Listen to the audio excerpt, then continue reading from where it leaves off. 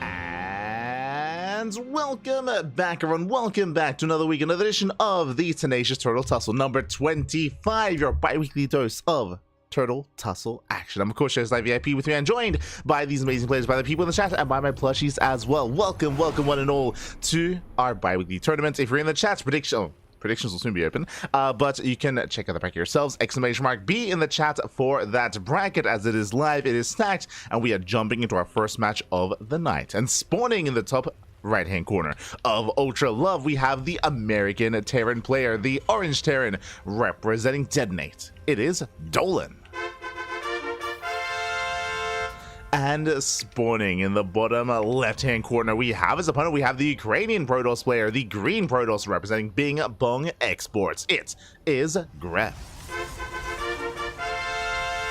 Let's go, Bobby, let's go. And if you're in the chat, it is time. It is Gamba time. Predictions are open. Place your bets on who you think will take the series. Best of luck in the chat. Again, we'll be going over the bracket once we wrap up with our first match of the day. And oh boy, it is, what I will say, very European focused. We have a lot of European representation in tonight's tournament.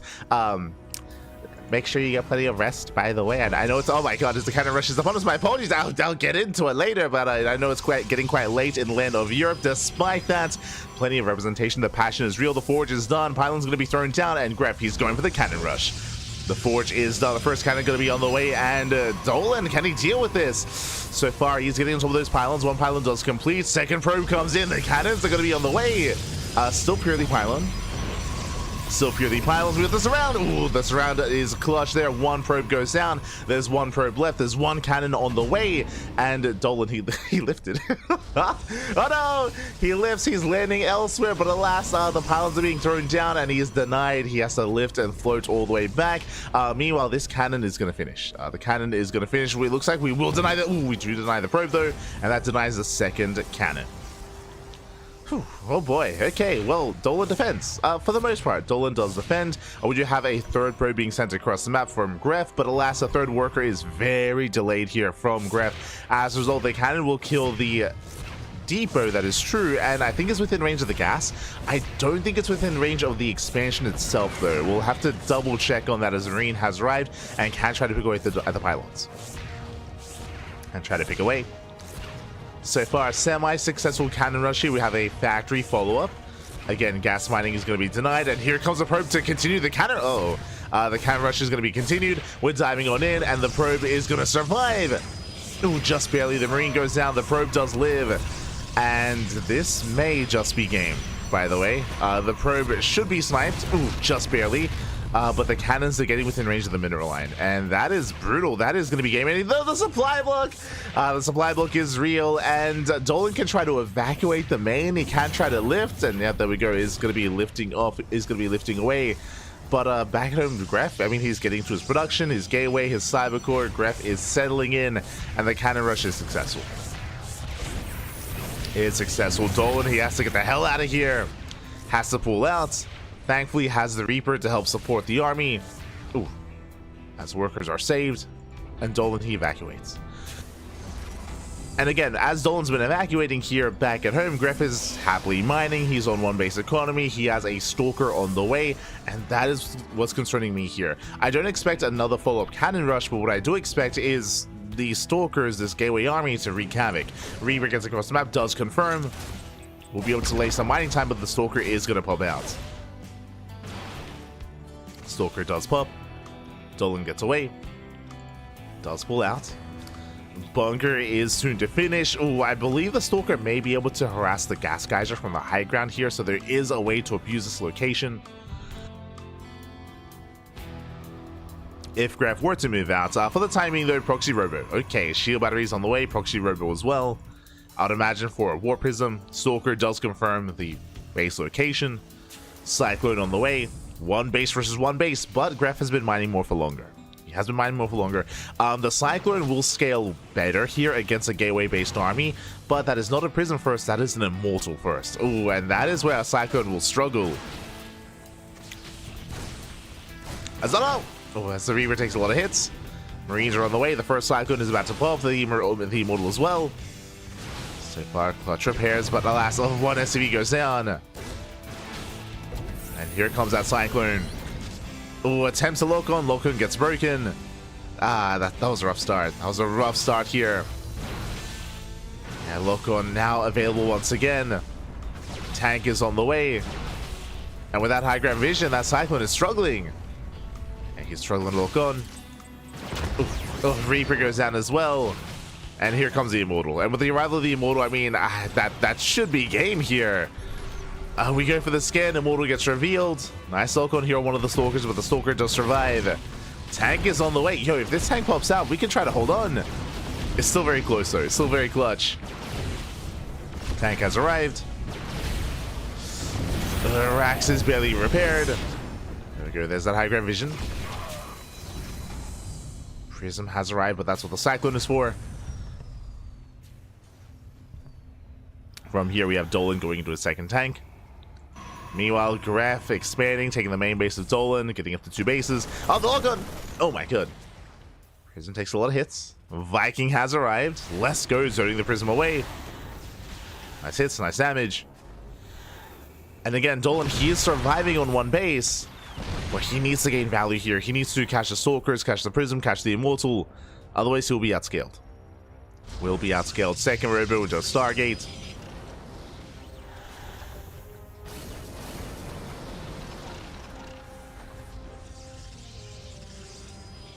As the last Dolan, he is still a little bit in the dark as to what's going on.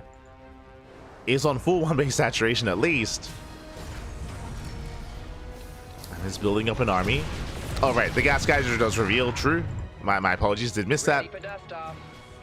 Does allow Dolan to be fully aware of what's going on. He's going for the base trade. He's going across the map. Oh, the Viking. Viking takes a lot of damage. Now, bearing in mind there should be a recall. Yeah, there is a recall back home, so we could see that recall used. Likewise, the opposite is true. We could see the recall across the map to save these probes instead. Gref has options.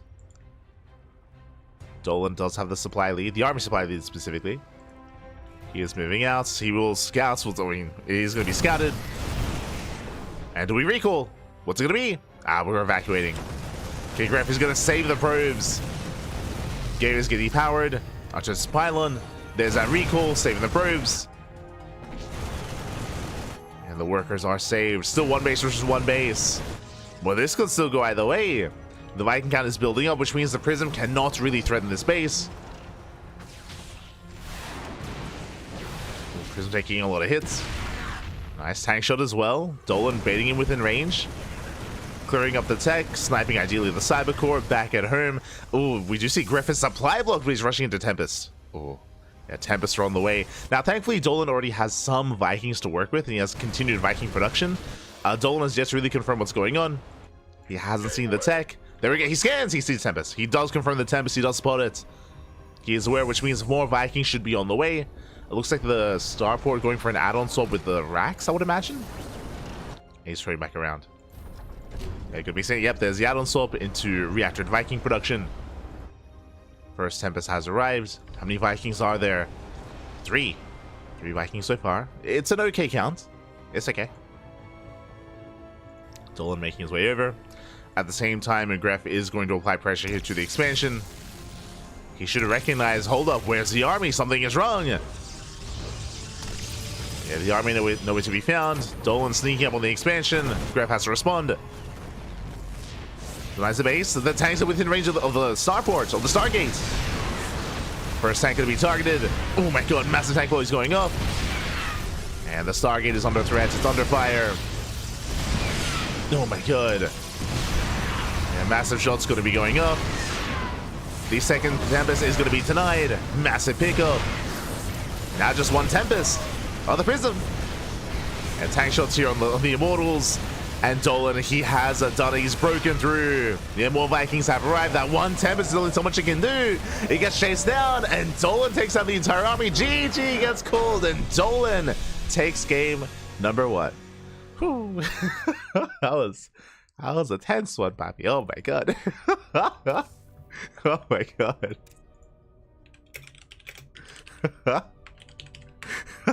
GG, well played.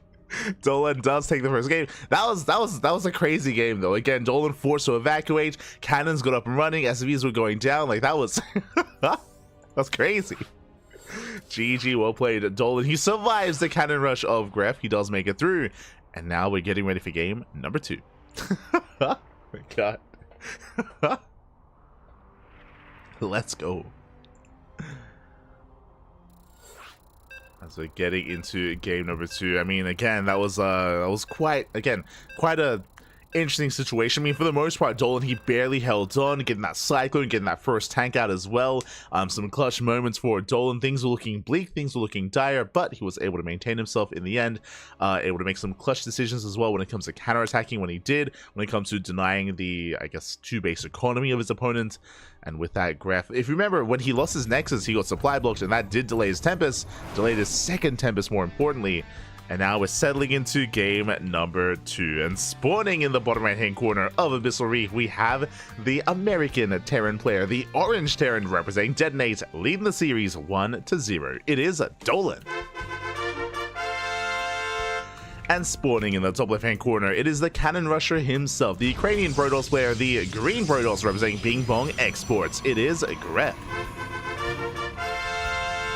There are a couple of Protoss players out there in the world, not just in Europe, but in, globally in general here, that do nothing but Cannon Rush. Boanan is one of them, Gref is another one, Turkey Dano is another one, Probe Scout as well. These players that do nothing but Probe Scout at the highest level, and it's terrifying. As once again, nothing but Cannon Rush, I meant to say, no Probe Scout.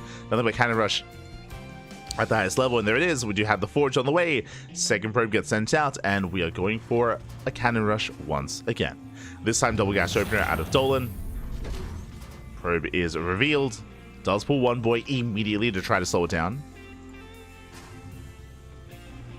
Well, as you can see, Dolan taking it very seriously. Does get behind the mineral line. Oh, he does try to. Does try to the pylon, gets thrown down. He does take control here of this gas. Yeah, the gas geyser. Boys are being pulled. Dolan is going to try to break through. Gets good surface area here on these 2 pylons.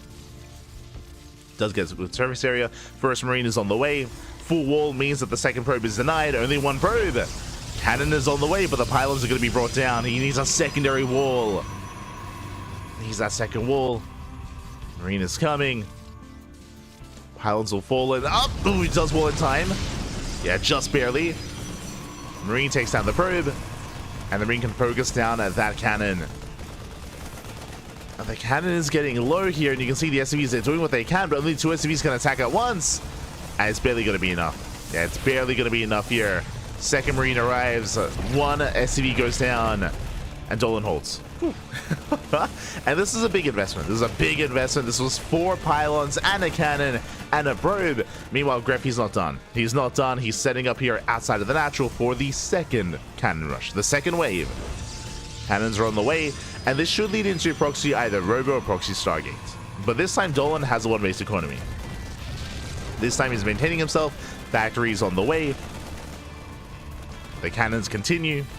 Again, this is initially designed to contain, and then we should be seeing the follow-up tech. Ooh, as the Reaper does confirm.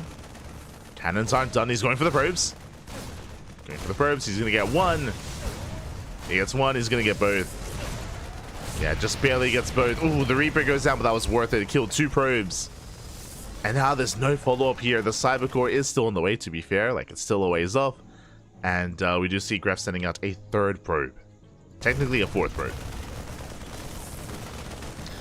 From here, Dolan should be working towards tank production. There we go. I mean, Tech Lab is on the way into tanks, and the tanks, they should be able to shut this down real quick. Because they can siege within range, or I guess out of range of the cannons, and shut them down. Here we go. Stargate's in production, but again, this is a late Stargate for Gref. It's very late. The tank is almost halfway done, and Dolan should be able to break out, but, I mean, we'll see. We'll see if Gref can somehow buy some time. I know the units on the map, though. More cannons to try to slow Dolan down. Medevac as well to move out across the map. Dolan should be aware that there's something waiting for him, either a Robo or a Stargate. It's going to be something. And the tank is within range here of the cannons. Likewise, Dolan also confirms the Stargate. He's aware.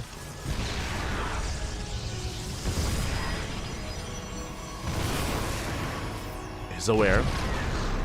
First cannon goes down, a Void Ray's on the way. Going for the second cannon, a shield battery's behind this. Shield batteries, they are running out of energy though, they're being spent on the cannons. Which means there's that much less support for the Void Ray.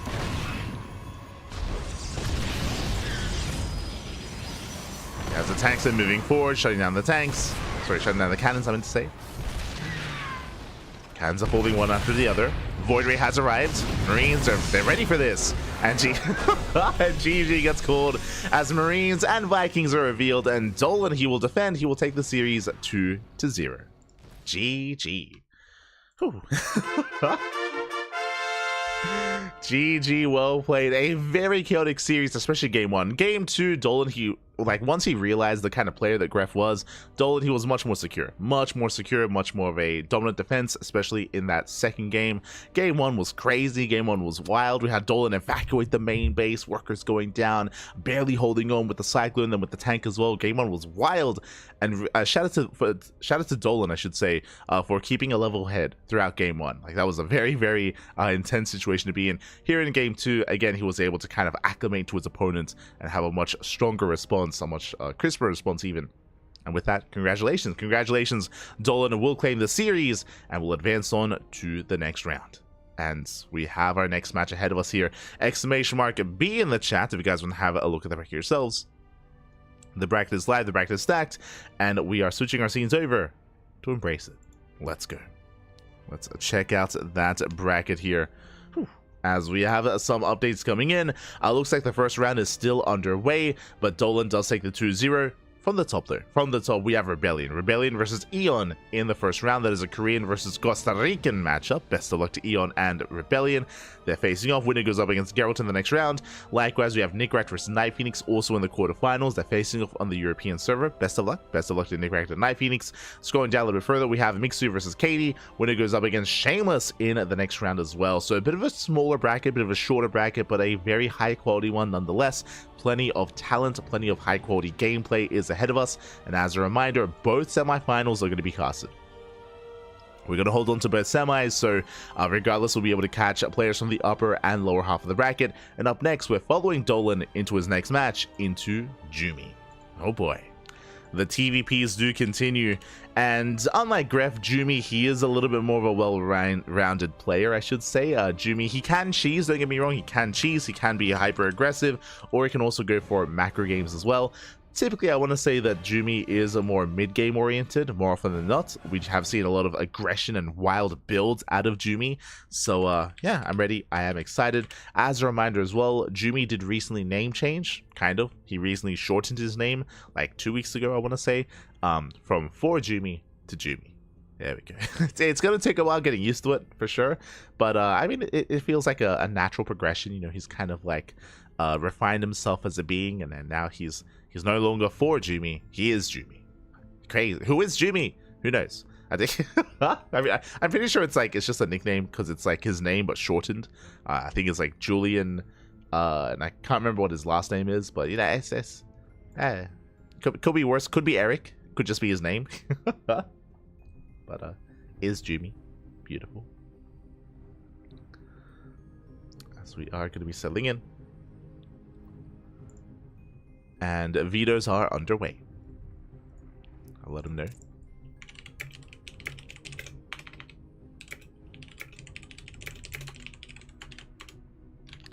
Letting the players know that we are going to be following them. Just catching up in the chat. Big GG, big. At least he never has to worry about 10+ minute games. I mean, based on what happened in game 1, I mean, that was that we could see that getting into a longer one. It's crazy. It's crazy. But regardless, we are going to be following Dolan into that next match. Likewise, I believe the other players are still mid-series. Thankfully, they all have arrived here before us. I'm happy to see Mixu. We don't often get to see a lot of Mixu on the channel. Mixu is a little bit less active, but always do appreciate whenever he arrives. That does mean that we do have a little bit more race representation here. We have Eon and Mixu repping that Zerg race, and hoping that we can get some Zerg representation in the semifinals, especially after last night's Sparkling Tuna Cup. We had a lot of Protoss. It would be nice to have a little bit of Zerg. A little bit, Pappy, a little bit. Some Terran as well, of course. Shout out to Nickrat and Gerald and Knife Phoenix, by the way, and Rebel. A lot of these players were here last night for our previous tournament, and they're here once again. Specifically, Nickrat, Gerald, Knife Phoenix, Rebellion. They were here for last night's tournament. That was like what, like 10 hours ago, and they're here again. The passion, Papi, the passion. Beautiful. I appreciate it. Gracias, Papi, gracias. Shout out to the players. Shout out to the players. And of course, something that I should have mentioned before coming into this broadcast is shout out to Jumy, because he isn't just playing here tonight, but he also raided us. He raided us. He was streaming earlier, did give us a nice raid. So thank you so much to Jumy for the raid. Do appreciate it. Gracias. And welcome everyone else in the chat as well. I saw Rebellion. I saw Psycons as well. Mr. Calculon, welcome, welcome. So Paul, Dr. Crack, Krista as well. Bienvenidos, bienvenidos. Hope you're enjoying Fistmas. Always. Ay. What does it mean? What does it entail? I don't know if I want to know. I did. Regardless. Vetoes are underway, and we're getting a couple of extra results coming in here. Ooh, Rebellion does get the 2-0 over Eon. Very impressive. I definitely could have seen that series going to the ace match, and even Eon taking it himself. So very impressive stuff there by Rebellion. Does get the win. Now it's up against Gerald in the quarterfinals. Best of luck. And it looks like our players are taking a little bit more time here to veto, so we might take a moment here. I take a moment. They're degens like us. True. Ah, no. Oh, the degens. And the vetoes are done. Looks like the vetoes are finally done. And we're jumping into game one. Ooh, we're going to be going back to Abyssal Reef. Let's go. Alright, going back.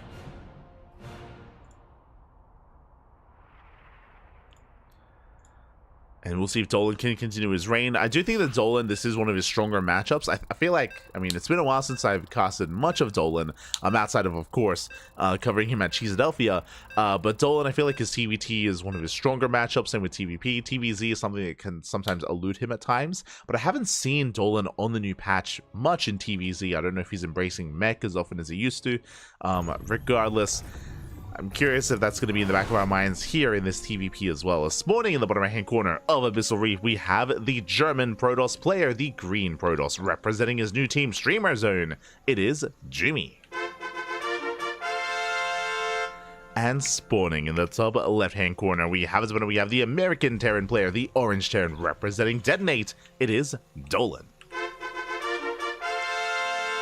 And if you're in the chats, you know what time it is. Prediction time. Get your gamba going here as predictions are open. Place your bets on who you think will claim the series. Best of luck in the chat.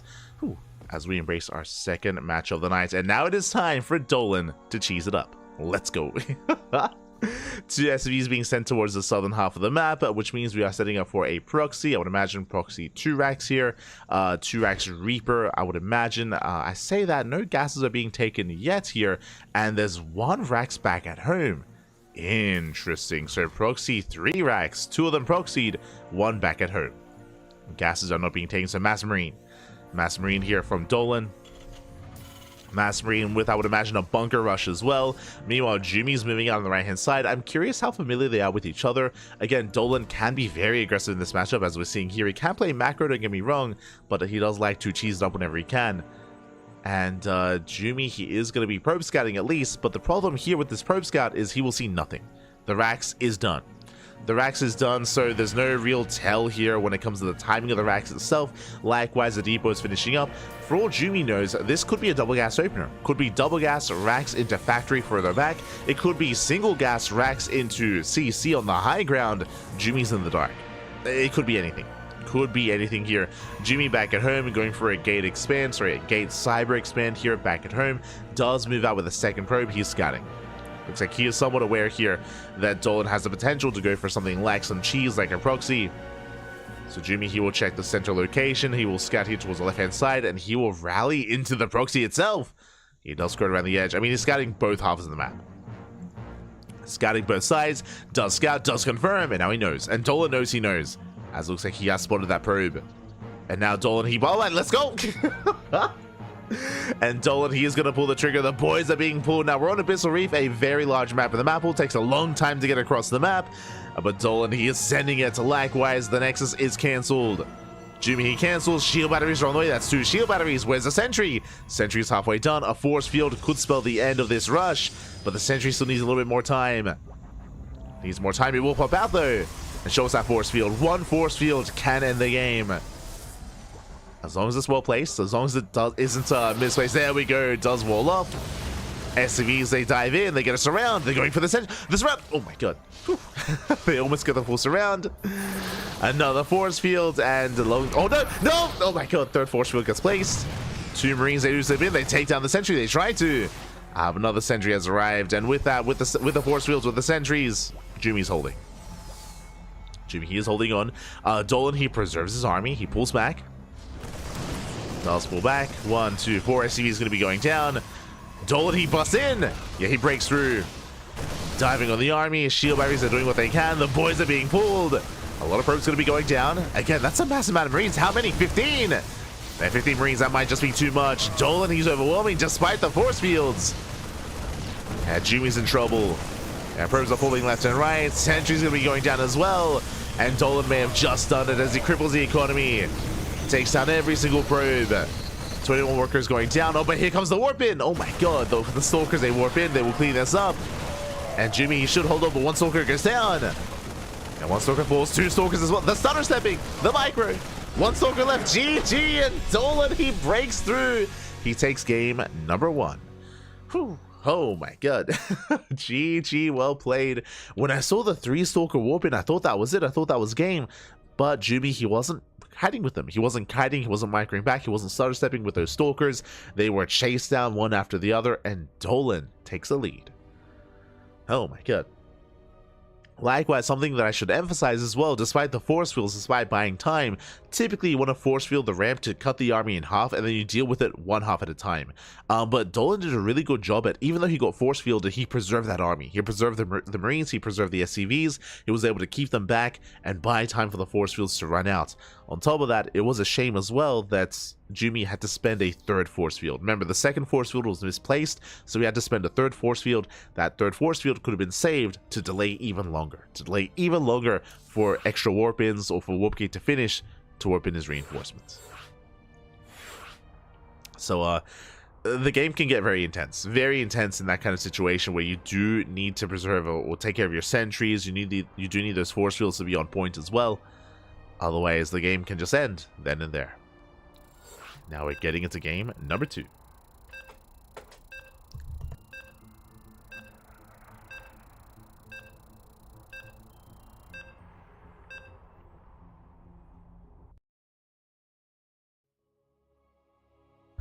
Getting into that second game. Game 2 is going to be on Ultra Love. And whose turn is it to proxy? That's the question. Let's go. As spawning in the bottom left-hand corner of Ultra Love, we have the German Protoss player, the green Protoss representing Streamer Zone. Down in the series, we'll see if he can bounce back. It is Jumy. And spawning in the top right-hand corner, we have his opponents. We have the American Terran player, the orange Terran, representing Detonate. It is Dolan. Whew. Here we go, and this time the SCVs are back at home. This time they're chilling back at home. This time there is no proxy. Dolan is calming things down and settling into a longer game state. Now, this doesn't mean that Dolan won't all in. Dolan, he is known for going for 2 base all-ins from time to time in this matchup, so that is going to be a possibility. That is going to be on the table, but at least this time Jumy can calm things down and settle in. He's going for his probe scout across the map, and ooh, it is going to be a double gas opener. Okay. Double gas out of Dolan. I like the idea of Dolan walling off again, and yep, there we go. Depot is on the way. Just like the previous game, Dolan, he is going to be fully walled up on one base, which means Jumy doesn't really know what's going on. Now, this time he does confirm that the Rax is still in production, but the rush distance by ground is shorter on this map, so this isn't the biggest of tells. And again, behind this could be a double gas opener, it could be a Rax into expand on the high ground as well. Jumy's in the dark. Back at home, gate expand. Ooh, gate expand before the cybercore. Bold move here by Jumy. Cutting corners a little bit more. Feeling confident. There's that factory on the way. Now with that double gas opener with the faster factory, Dolan can go into something like a committed Reaper Hellion aggression with reacted Reaper Hellion. He can go into an earlier add-on swap into additional Widow Mines for a committed mine drop. I'm talking 3 or 4 Widow Mines. We could be seeing an earlier tech lab on the starport into Banshee production as well. There's a lot of like tech options available here for Dolan, so we'll see what he goes for. We'll see what he does embrace. But now the Reaper is moving out. And the CC is going to be placed. And Jumy with the rescout, he will confirm the timing of the CC. Now he knows double gas. He's now aware of the CC timing. Now aware of the double gas. Dolan races back home with that first Reaper. He does not scout across the map. Uh-oh. Yeah, Dolan doesn't scout. He went for a reactor after the initial Reaper. No Marines, so the CC is delayed. The Reaper races back, and Jumy opens up with a Stargate. Okay. Is going to be a Stargate opener. So Stargate into, I would imagine, Phoenixes. We'll see if he does open up Oracle. But alas, Dolan doesn't know. He has no idea what's going on. Is going for reactored Hellion production. So Hellion Reaper here for Dolan is going to be much more active, much more aggressive early on.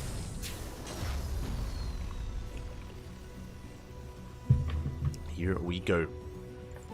As Dolan is building up, and the goal here of Reaper Hellion is to dive into a mineral line, to dive in, to wreak havoc. 3 Hellions, 1-shot probes, and of course they do splash damage, so they can wreak havoc here in these bases.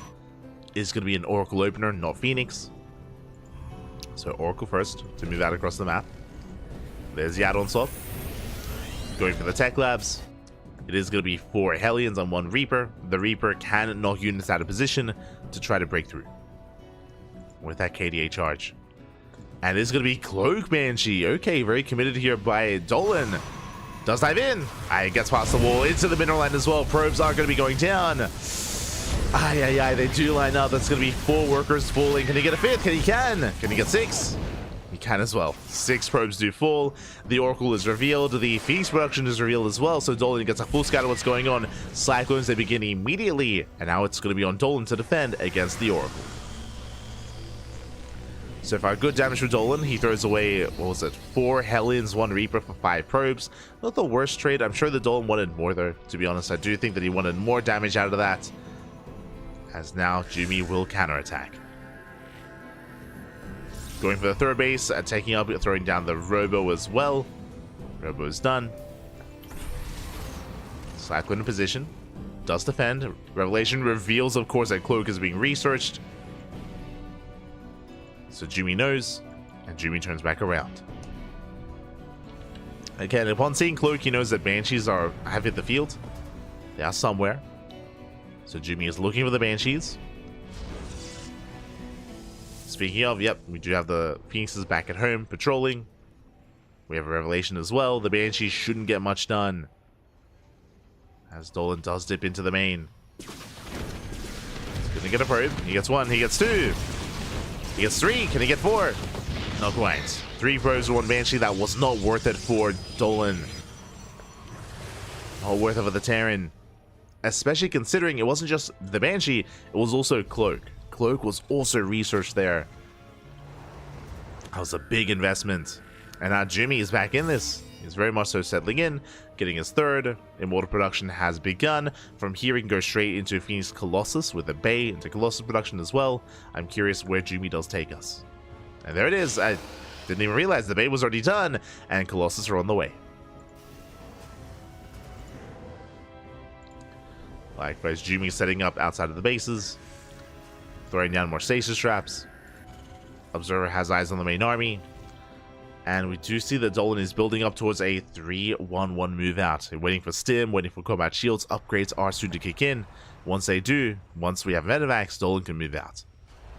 But he's going to be delayed. There are other stasis traps. There's already one Colossus. Soon to be two. Soon to be one Colossus, then two thereafter. Dolan going for a drop. Does get eyes on the Observer. Nice catch. Observer goes down. Stasis goes up. Ooh. Does catch a portion of the army. See Dolan looking for more stasis traps. And we'll find them. Oh, another goes up. Another stasis goes up. Again, just buying time. Second Colossus halfway done. It should finish by the time the army gets across the map. So Jumy is secure. And following this up with extra gateways into charge lots. Let's go. Oh no! Another stasis. Does he notice? He does. Oh, oh my god. Dolan, calm down. The pickup. Let's go. That's the equivalent of baiting out a stasis trap with like Blink Stalkers or with a War Prism. Base it out with. Oh, he's doing it again. Oh my god. Dolan. He's styling, papi. Calm down. Very quick moves, but can you do it again and again? Because, Jesus, look at how many stasis traps there are. Bearing in mind, this is all with one Oracle. This is the power of NG overcharge. As he does it again. There's still two more left. Two more left, stimming in. Forcing back the army. Our last two Colossus, the Marines, they get melted. They get annihilated. He cannot push in. Not into this. Not anymore. He's threading a dive. The minefield is set. He's trying to bait the army into the mines. Oh! Alas, he won't be able to. Yeah, there's a revelation. Woodermine's going to be going down. Dolan has to get the hell out of here. And he'll boost away. Will boost away. Jumy holds. Very nice defense. Shaved off a lot of Marines. And he's up to 3 Colossi. Which means he can counterattack. Jumy can counterattack. He's going over the turtle. Oracle goes down. But Dolan's in trouble. Dolan, he's in trouble. He has to race back. Third TC's almost done. But he can't land on location. Not against this kind of army. Jumy getting a fourth.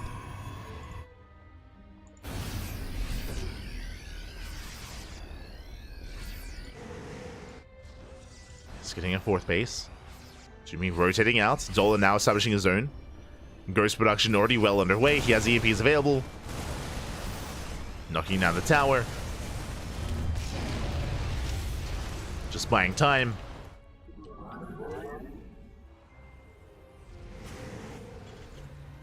Again, Dolan is just building up more ghosts, more Vikings for these Colossi. Oh.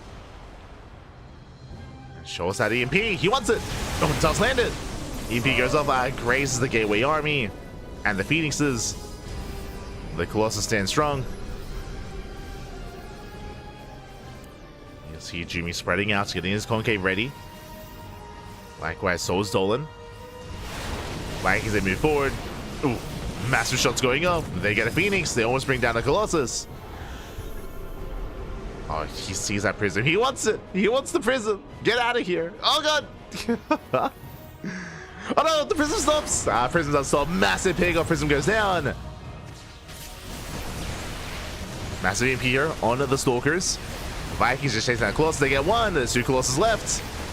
Yeah, Phoenixes, they get thrown away, and Jumy's in trouble. He's bleeding out too much. Please have the prism. The Phoenixes. Rocks get knocked down. Tower even as well.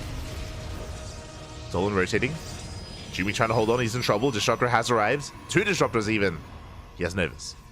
He has the Novas ready. The army is simmed. Is softened up is what I'm getting at. So Runby will hit the 3rd. This forces a big reaction out of Dolan. He races back. Nice lift on the weakened Vikings. Oh my god. Dolan, attention to detail. Does preserve those Vikings. Doesn't quite repair. I mean, he's got places to be. Instead, moving out. Alas, Jumy has held. He has held on. He's on 4 bases. He's now getting well into disruptor production. At the same time, he's rebuilt that prism, going for a counterattack. Zealous towards the natural. Dolan is across the map. The Nova goes up. No major connection. There's 2 Novas left. And the Nova will graze the army. Takes down some Marines. Third Nova. Ooh, does whiff. And now Dolan, he commits. He sims up the ramp. He's going for the Robos. 1 Robo goes down. 2nd Robo as well. And we're going for a pseudo base trade because Jumy busts into the main. Prism gets in. Massive EMPs. Colossus being chased down. The Vikings are being thrown away. He does get the Colossus though. Gets a final Colossi. Still disruptors left over. Dolan losing SCVs. Does he have a scan? He does. Whew.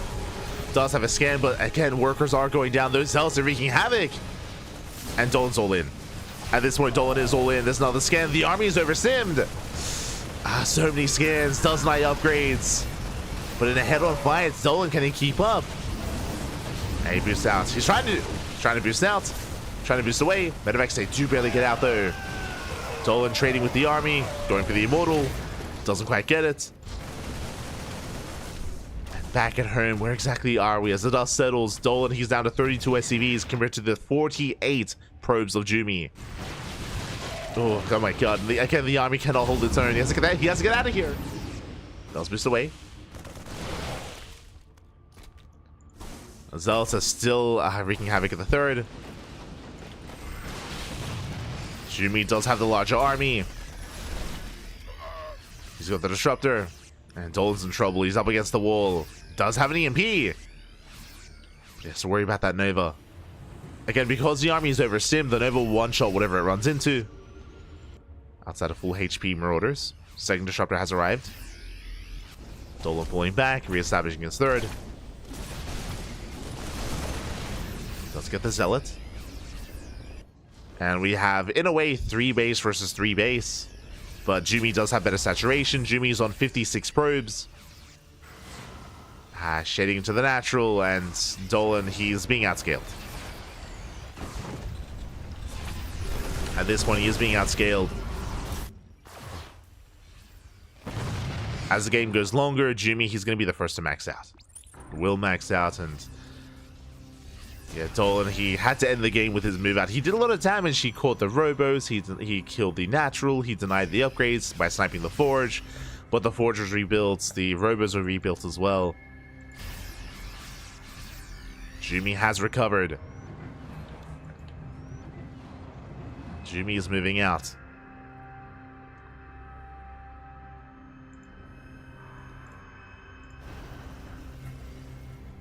And Dolan's still trying to recover. Like, there is a world where Dolan can win a fight. That is true. Especially if he can avoid these Novas. But that's a big if, though. Like, he's heavily reliant here on avoiding those Purification Novas. Nova goes up. 2 of them. No connections. 2 are on cooldown, but there's 3 left. Gee, sorry, 4 left. There are so many disruptors. 4 Novas left over. Jumy blinks in. They'll take down the factory. And it goes off. The other 2 have reset. There's still 4 Novas available. Sorry, 5 Novas available. There's 6 in total. Jesus. That's a lot of balls. That's a lot of disruptors. It's being active. Does graze the army. Clips one of the Marauders. Another Nova goes off. That's 3 Novas. There's 3 left. And they are a resource here for Jumy. Not for Jumy, but, you know, for Jumy. Does wake in. 2 Novas going. Oh no! Massive connections. Aye, aye, aye. And that is what Jumy was hoping for. That's what he was waiting for. Massive connections. And Dolan diplomas in supply. At the same time, Zelda, the planetary holds its own. Another Nova goes off. Zoning away. Just buying time. And Dolan is running out of steam. Colossus have arrived. And there's not enough Vikings. Not anymore. At one point, there were what? There were 10 Vikings, but now down to 1. And even without the disruptors, now with only Colossus, even, like Jumy, he'd be fine against this. Would be fine.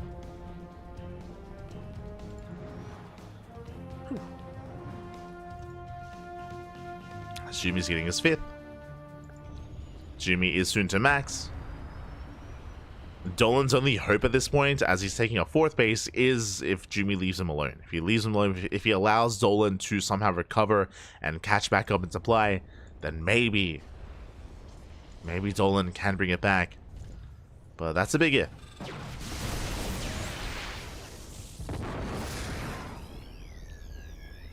Jumy rotates, Dolan sims in, massive EMP. But here come the Novas. Good. No major connections. Does force Dolan back. Jumy about to finish up +3. Now, the army supplies are still very similar to each other. A lot of supply for Jumy is actually in workers, more so than army. So Dolan can take a fight. It's possible. Not easy. Not easy at all, but...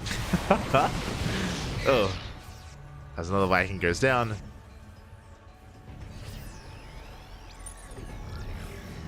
Nova zoning away. And Jumy's just making his way towards that third base. The Novas!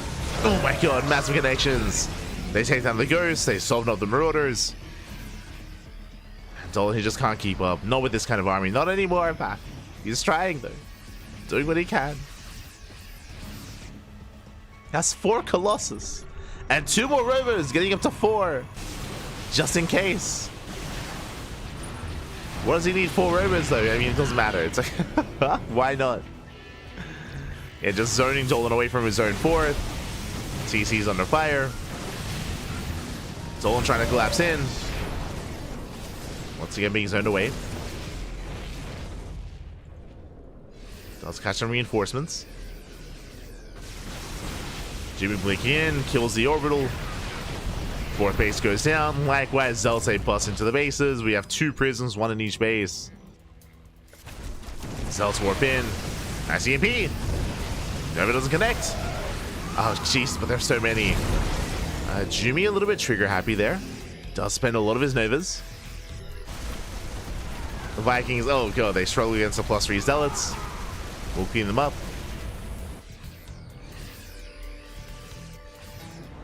Vikings, they respond. Dolan landing his main. Let's go. Oh no! EMPs connect. He gets 1, he gets 2 disruptors. Very nice snipes. 2 disruptors go down. Behind this, of course, Jumy, he has a massive bank. He's got a 2k, 1k bank.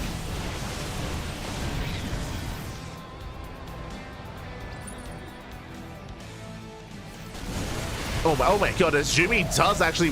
a bit of mispathing there from Jumy. Stalkers, they get thrown away. Dolan, he's tempted. Nova's going up.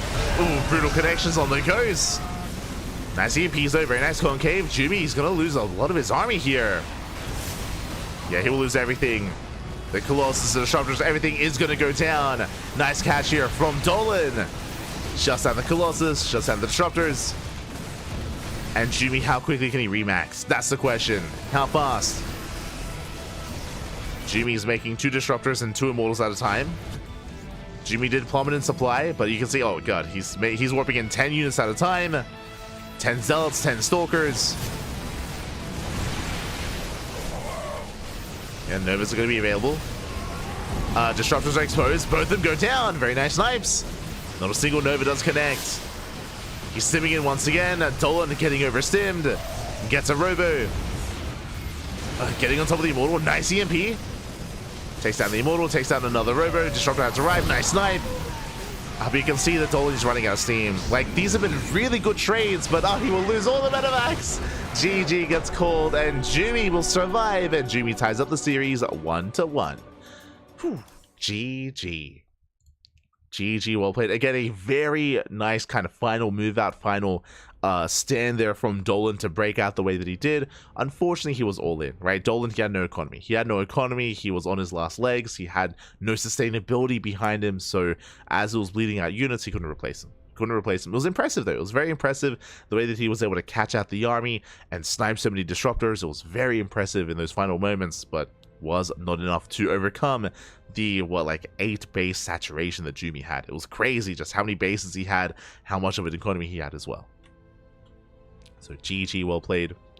With that, we're tied up 1-1, and we are going to the ace match. Whew. Let's go. Let us go. So we are going to be settling in. Oh, hello, complete in the chat. ¿Qué tal? ¿Cómo estás? Bienvenidos. Here we go.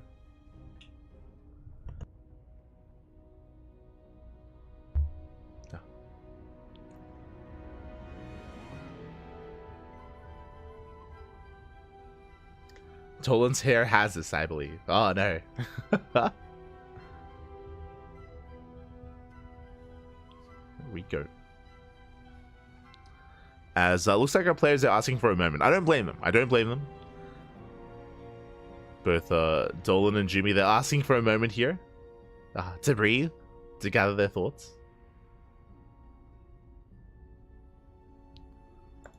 Here we go. This is why the full robo. Yes, as we mentioned, it was all about remaxing as quickly as possible after losing the army. Was able to, again, warping in 10 units at a time. Crazy. Oh. And looks like we have the ace match. It's going to be on ley lines.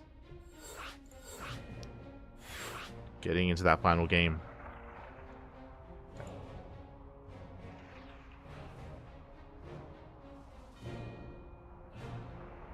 Here we go.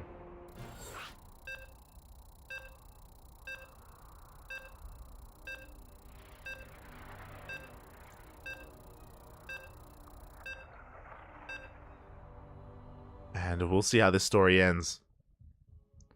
Again, pretty intense series so far, which is why we followed these players. We knew what we wanted.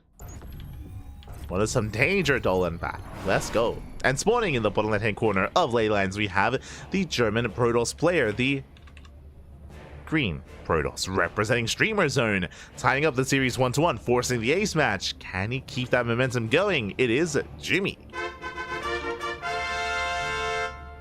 And spawning in the top right-hand corner, we have the American Terran player, the Orange Terran, representing Detonate. It is Dolan. Here we go.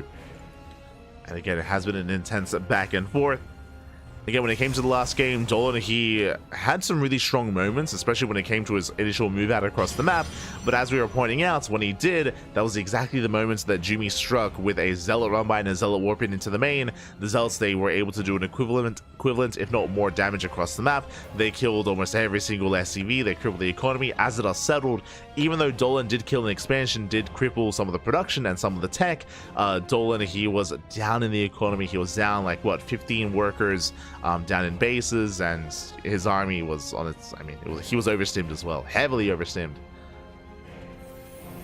So Jumy, he was able to gain map control, able to gain momentum, and never quite let go of it. I mean, sure, there was some intense moments towards the end, but Jumy was still looking quite comfortable as he had plenty of warp-ins, plenty of minerals and gas. And once again, Dolan does open up double gas. Double gas open out of Dolan. 3 games in a row, Dolan, he does fully wall off with that depot. We saw this in game 1, which led into a proxy. We saw this in game 2, and now we're seeing it here in game 3. Now, as I mentioned before, with this double gas opener, this can lead into either committed Widow Mine drops. Last game, this led into a quadruple Hellion dive into the natural to get some probe damage. Last game, this also led into Banshees, if you remember, Cloak Banshees, which also wasn't worth it for Dolan. If you remember, the Cloak Banshee went down for only 3 probes, and Dolan had invested into Cloak, more importantly, right? It was a big investment there for Dolan, was not worth it. So we'll see if he goes for Banshees again, or if he goes for something different. Widow Mines, Hellions, early tank production, there's possibilities. Dolan has options. You know, Jumy, he does pivot back in, and Jumy will confirm the probe, and we'll get eyes and more or less determine that an expansion's on the way. That Dolan is not proxy. Back at home, Jumy did go for the Gate Cyber Expand. This time, no Stargate opener. It's going to be a Twilight Council instead. I would imagine Twilight Council into Blink. A much safer opener here by Jumy. Oh, meanwhile, okay, so last game it was Reactored Hellion Reaper. This time, Reactored Reaper Hellion. So a little bit different here. So we do have Reactored Reapers building up. The goal, though, is going to be the same. The goal is to bust into the mineral line and get economic damage in a bit of a different way. Now, we'll see if he goes up to 5 Reapers. For now, he's getting up to 3. That's the second and third Reaper. Okay, only 3. So, light commitment here from Dolan. Only 3 Reapers and 2 Hellions. Behind this, he's transitioning, getting into Marine production. Tech Lab is on the way. This could be for an add-on swap or to start early tanks. And Dolan moves out. Now, this does hit earlier. This is an earlier move out compared to the 4 Hellion move outs because of the Reapers instead. Does try to bust in. Adepts in position. But we do bypass the Adepts. Stalker in the main base. 1 Hellion goes down. Yeah, one Hellion does fall, and we're going to be able to clean this up. Dolan, he gets 2 probe kills. He gets 1 more Hellion volley off. He gets 3 probes in the end. He gets, up to 4. We'll lose his army. 4 probes for 3 Reapers and 1 Hell. Sorry, 3 Reapers and 2 Hellions. Not ideal. This is a better trade for Jumy. At least Dolan does scout. At least he confirms the build of choice. He now knows this time Blink Stalkers. So Dolan is aware. Jumy moves out. Shattered the turtle. Waving at those units.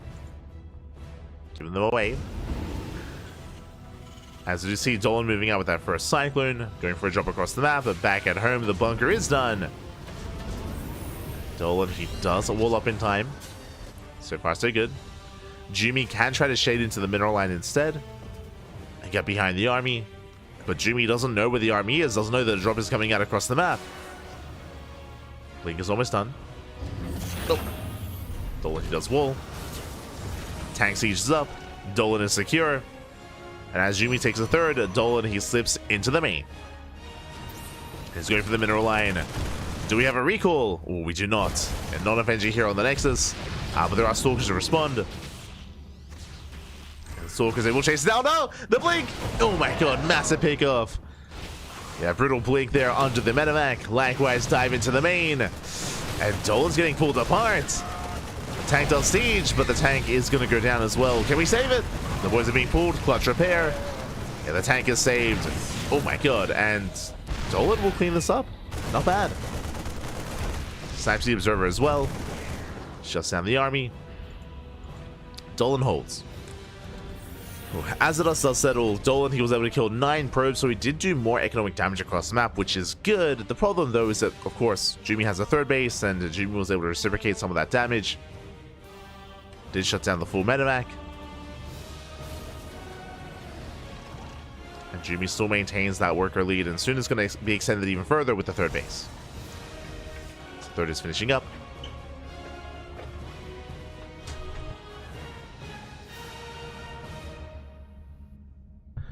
Third is finishing up here, and likewise Raven hits the natural. Stable harass. Gets a probe. Gets a probe, keeping Jumy busy. Likewise, Dolan's still building up. Getting into Stim, his Raxes. And Dolan's going to be stuck at home. He's going to be stuck at home at least until Stim finishes. Sure, he can go for some drop play, but it's just really risky. So until Stim is done, he's just going to be building up his forces, tanks, Marines, Marauders, before eventually he breaks out. And it's on Jumy to prepare for that moment. For now, Jumy, he's heavily reliant on a gateway-based army. Like Blink Stalkers into charge lots, still no splash damage, there's no bait yet for Colossus. I'm sure that's on the horizon, but not yet here for Jumy.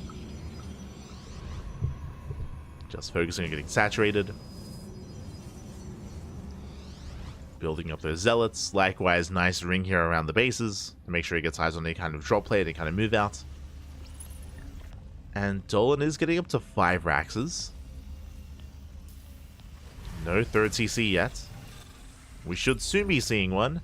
If we don't see one soon, Dolan may just pull the boys. He may just go for a straight up 2 base all in. Send everything across the map. Does spot the Observer. Jumy, he knows he got spotted. He knows that Dolan knows. Does respond. More zealots warping in. Safety Immortals on the way. Here comes the Bay.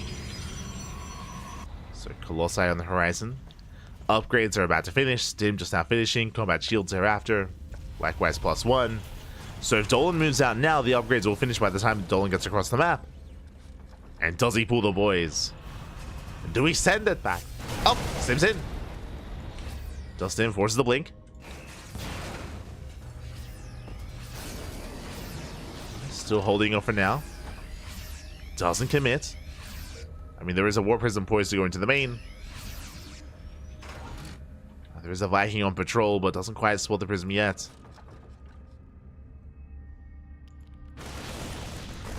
And so far, Jumy doing a great job here, just keeping an eye on the army. Dolan moves out. Here comes a Prism into the main. And Dolan, does he notice in time? He does not. Yeah, as I'll say, dive in. SCVs are going to be going down. Dolan tries to pull away. And he commits. Dolan, he doesn't turn back. SCVs are falling. Denies the warp in. The Zealots are cleaned up. Nice clean up here by Dolan. Ooh, massive anti-arm missile on the Zealots. Brutal connection. Oh, Raven will survive. Army's diving in. Bit of friendly fire on the tank.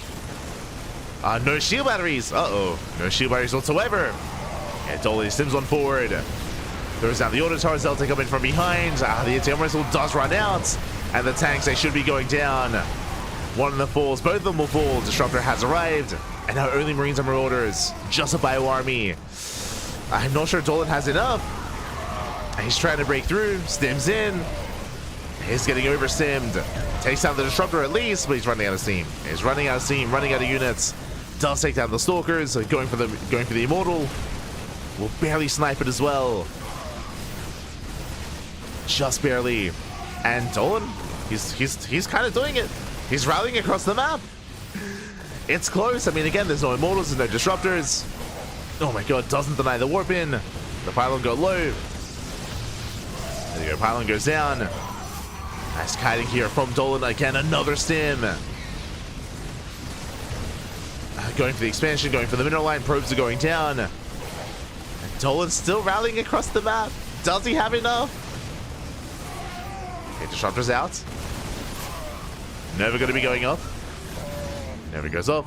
Ooh, no major connection. Nice avoid there from Dolan. There's still so many Zealots. And more Warpins are coming in, and Dolan, he's running out of steam. Running out of steam, running out of units. Marauders are going to be going down. He has to get the hell out of here. Ooh, full minute goes down. It was close, but Dolan, he did not break through. He loses far too much here in the retreat. And now Jumy is counterattacking. Yeah, Jumy spells out in the water. Dies for the final medevac. Medevac goes down. Oh, Jumy getting punished, almost. Does escape. Behind this, third CC is on the way, but this is a very late third CC for Dolan. As he's getting his third base, Jumy can expand. He can just take a fourth. He can take a fourth. Didn't lose many workers. Still building up. And Jumy held. Whew, okay. Jumy did hold. There it is. Fourth base is on the way for Jumy.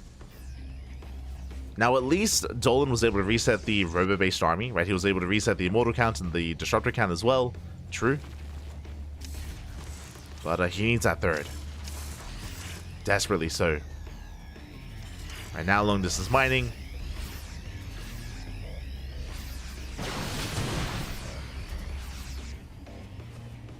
Still very tense here between Jumy and Dolan.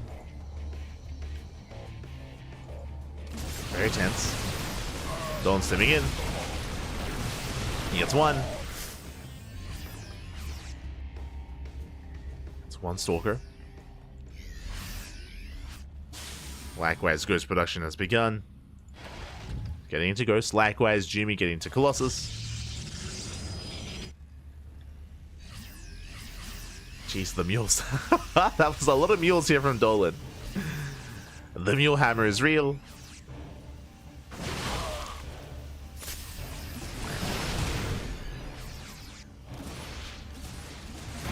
Dolan does catch another Stalker. But for the most part, both players are just calming things down. You know, we're calming things down. We're building back up again. We can take a moment to breathe.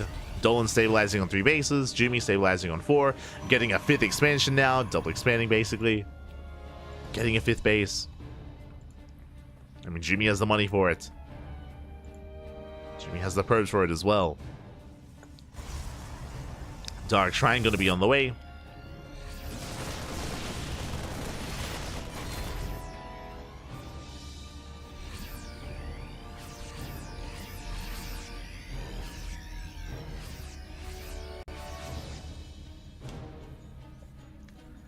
We're just waiting to build up until eventually Dolan moves out once again. But now we're calming things down. Again, when it came to the earlier move out, Dolan did lose his tanks, did lose his ravens, so likewise he has none of that to rely upon. Ooh! Bit of a mispathing there from Jumy. Runs into the army. He's still lacking that splash damage. I'm a little bit surprised that we haven't seen a second Robo yet. It's only 1 Disruptor and 2 Colossus. Oh, there it is. Speaking of second Robo, it is up and running. Now making 2 Disruptors at a time. Jumy's getting there. Is getting there. Likewise, speaking of 2 Robos, we have 2 Starports on the way as well. For that Viking production. Prism dives in, Prism goes down, unloads 3 Zealots. And Dolan, he should be able to defend. Turrets are falling. Hopefully Dolan does replace these turrets after he cleans this up. As Jumy's pushing in. Where are the EPs? Will not quit. Oh yeah, 1 Ghost goes down. Massive pickup. Nova goes off. No major connection. But the CC goes down. Massive pickup here for Jumy. Takes down the command center. That's 400 minerals down the drain. Dolan, he was about to expand as well.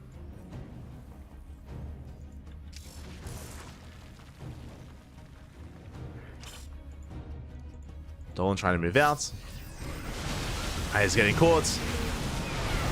And Nova's going off. The Colossus getting caught out as well, though. Oh my god. As Nova's don't quite connected, Colossus goes down. Now only Disruptor. And the Disruptors are not ready. 2 Disruptors fall. Jumy bleeding out too much. Bleeding out far too much here. Dolan stems in. Disruptor's not ready. Stalker's going to be going down. Nova goes off. Does buy time. Nova buys time. Dolan takes it down. Disruptor falls. Likewise, though, Dolan is running out of steam. He's running out of stims as well. The army's being thinned out. Did a friendly fire. Once again, these EMPs here on the Prism. Oh my god. On the Stalkers, I meant to say. Disruptor's coming in for a flank. He's crazy. Teasing connections.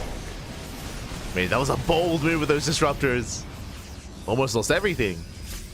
It's just a very scrappy fight. I mean, sure, the EMPs are good, but there's just not much support here. We need more Marines, more Marauders, more of a bio army. Dolan stepping in once again. Force back. And Dolan, he was hoping for more damage. As Jumy, he preserves his bases, preserves his economy. Still with a healthy Disruptor count. Dolan just now getting his 4th. Dolan, he did not replace those turrets. Uh-oh. He does spot the Prism, though. He's aware. Dolan expanding elsewhere. Prism on patrol. Does Dolan have any Vikings? Oh, no Vikings. And no Vikings. Fusion Core's on the way. That should be for Liberators. For Liberator range.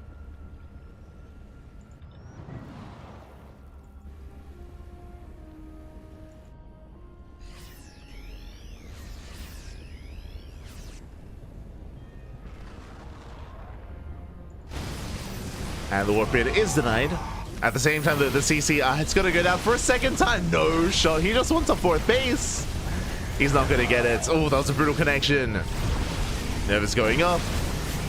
CC goes down. And Dolan's all in. At this point, he's all in. The Nova doesn't connect. Nice snipe. Solid EMPs. Vikings going to be landing. Stalkers, a recall back home. And Dolan, he has to send it across the map. Now, picking up his main. Is getting desperate here. Picks up the main base. Maintaining his economy in some way. Jumy racing back home. Save the Disruptors. Making 2 Colossus at a time. Looking at the Viking count, there's only 3 Vikings for Dolan.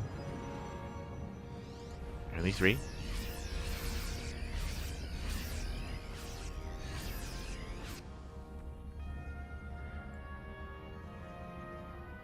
Jumy double expand, jeez. Jumy's on 7 bases. Ay. Dolan lifting is natural, landing it here as a 5th. Trying to maintain some kind of economy, but Jumy's almost maxed. He's almost maxed out. 4 Disruptors, 2 Colossus, 4 Archons as well. Going for another CC. Never's going to be going off. Zoning Dolan away. Zone back.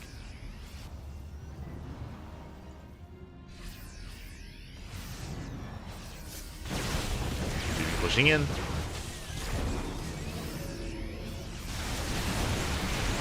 Yeah, the EMPs are good, but we need more than just the EMPs back. Is the problem here.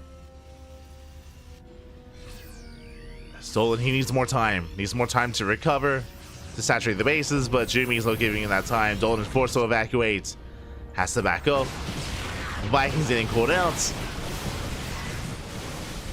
And Jumy's going for the kill. Going for the third. Third base goes down. Oh my god, so quick. So fast. From here, he can just keep pushing. And peels off towards the northern expansion. Catching SCVs. Doesn't quite get into the mineral line. Not quite. Does bring down 20 SCVs though.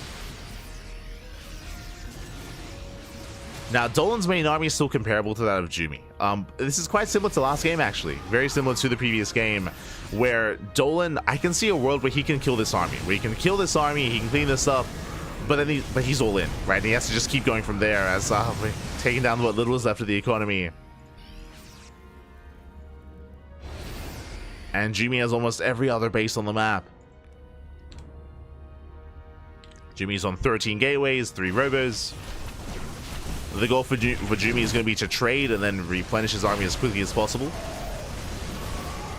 As quickly as he can. Jesus, how many disruptors? 8!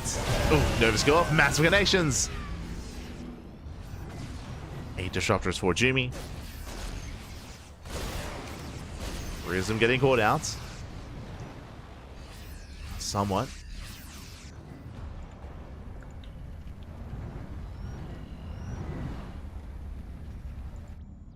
And Jumy going for a split push. On the Nova! Oh my god, that was 5 ghosts! GG gets called, just brutal Nova.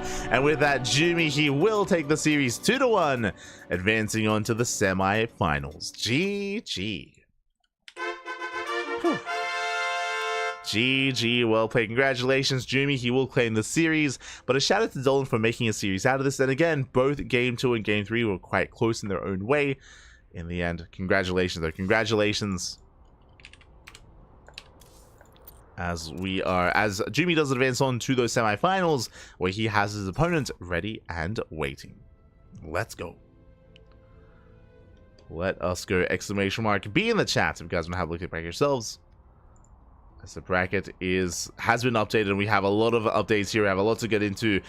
Gerald takes down Rebellion 2-0. Nickrat takes down Knifey 2-1, and we have our upper semifinals ready for us. It is going to be a best of 3 between Gerald and Nickrat. And I do need some time to get that ready.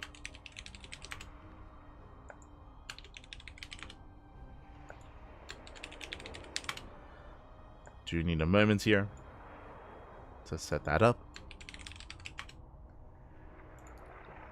And we're getting to the upper semifinals. That is going to be followed, of course, by the lower semifinals. Jumy versus Shameless in a PvP. As Shameless took down Mixu 2-0.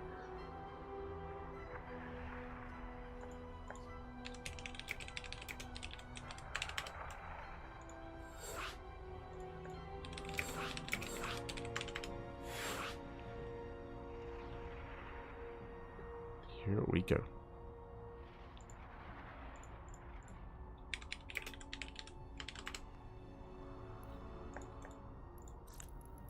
Just messaging the players. We are good to go. I believe Shameless is on Little Fairy. Yeah. Beautiful. So up next, we have our TVP, followed by the PvP. Here we go. The videos are done, and we're jumping into Game 1. It's going to be on Ultra Love.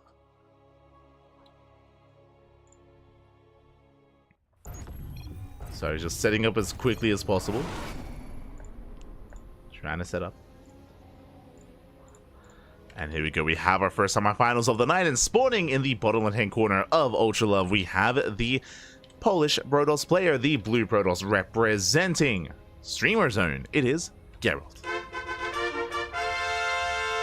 And spawning in the top right-hand corner, we have the red Terran player representing the Platinum Heroes. It is Nickracht. Again, Nickracht, he was already able to flex his TVP earlier in the brackets, able to bring down Night Phoenix in a 2-1 scoreline, went all the way to the ace match. And Gerald, he recently was our runner-up. If you were here last night, or I should say, what was it, like, Jesus, 12 hours ago? No, 10 hours ago? If you were here 10 or so hours ago on the channel, then we were live previously with Sparkling Tuna Cup, number 77. It was a best of 5 finals between Creator and Gerald. Went all the way to the ace match. Creator barely did win out over Gerald. It was a spicy matchup, spicy series. I do recommend the VODs. But now Gerald, he is not done. He is unsatiated. He is here for vengeance. He is here for a win. We'll see if he can make it to those finals once again. If you're in the chat, you know what time it is. Pappy. It's Gamba time. Predictions are open. Place your bets on who you think will take the series. Best of luck in the chat as we settle into our TVP. Let's go.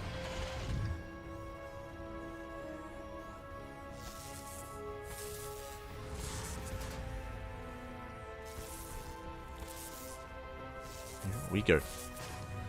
So we are settling in.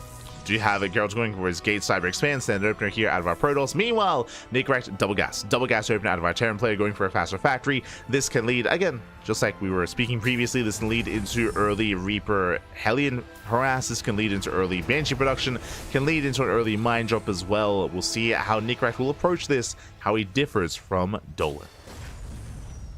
As Nickracht is moving out with that first Reaper. We go.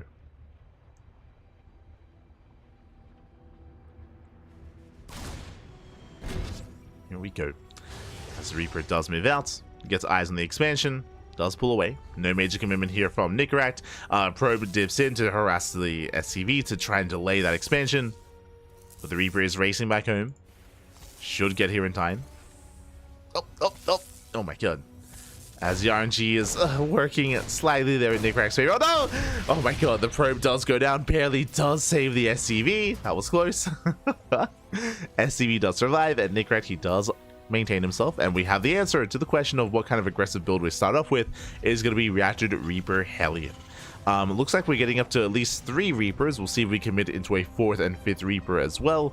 We'll see if Nickracht does double down. As the hallucination comes in and Gerald gets a full scout of the main, he confirms the 1-1-1, he confirms the Reapers and the Hellions. He confirms the aggression. And back at home, Gerald, he should be getting ready, should be walling up and walling off. Yeah, even chasing down the army. Is aware of the build of choice. Behind this, getting in position. He has force fields available if need be. And we'll see if Nickracht can get into the mineral line. We'll see what he can get done. So far, is zoned away. Gerald, he holds. Gerald could be holding on. Behind this, going for a drop. Okay, continued Hellion production to a Hellion drop. This I was not expecting. Okay, Nickracht, you have my attention.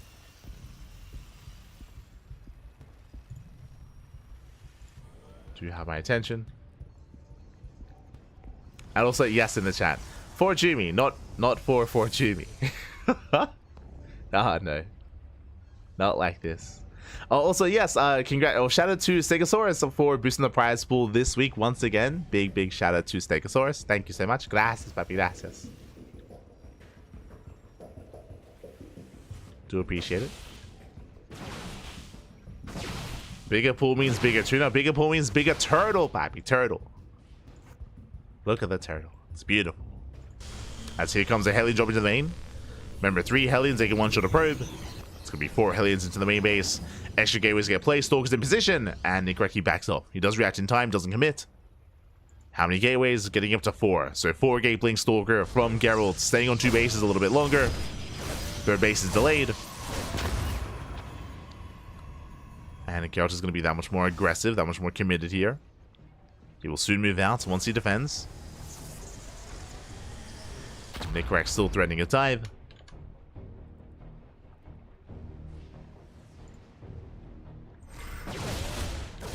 Chasing down those Reapers.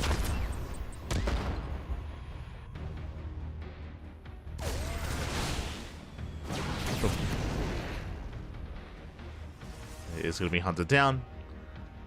Likewise, Nikrak still being very patient here with his drop, has yet to commit. To fully commit. Building up his Raxes, eventually working towards Stim, towards combat shields. Reapers are hunted down. And both players are just going to be building up. Now, despite the 4-gate Blink Stalker, Gerald, he isn't really being too aggressive, just because of all the harassment he's been stuck at home. Dealing with the auto turrets, the drop play. Has been stuck at home instead. Colossus production has begun. And that means that overall I do prefer Nikrak's position, just because his third base is a little bit late. It is a little bit late here just because of the commitment into extra gateways. But Nikrak, he has yet to really deal any damage. The Hellions are still alive, but he's being chased down. He's being chased down by Gerald. So far, Gerald, he's maintaining himself. Ooh. Does catch the Hellions. Yeah, he gets one. Gets two, gets three. Shuts down 3 Hellions, and with that, Gerald, he has defended, he has deflected, and he can maintain himself. He's just settling into his Colossus, settling into his 3 bases. Nikrak back at home, still building up. As we mentioned, he won't be moving out without his upgrades, so we're waiting for Stim and combat shields. Third CC has been placed. Unlike previously with Dolan, Nikrak, he's going for a much faster third base, so he's building up towards the mid game. He is going to move out, that is true, but he's not going to be anywhere near as committed. So he'll be expanding.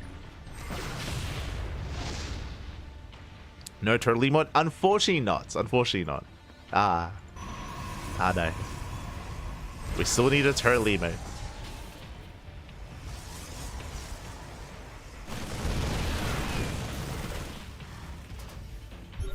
I think we can use some turtle assets, I think. We'll get there. If we have a free emote slot, true. I think we have the turtle in the pose of him on his shell, like chilling. We can do a CranKy chilling.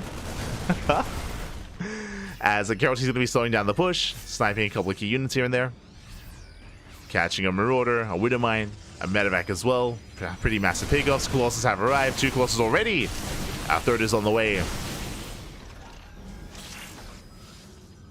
Ready to knock down that tower.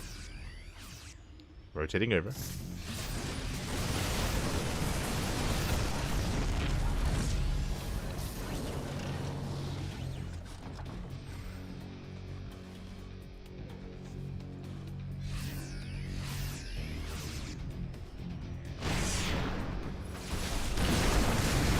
As Gerald, he does shut down the initial tank.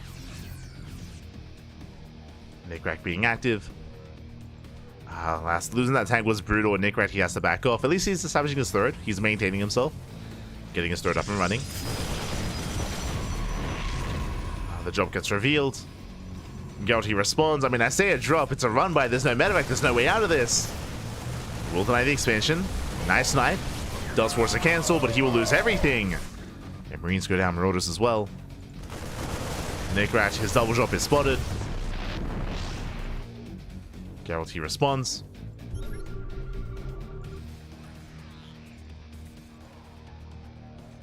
He's trying to keep up.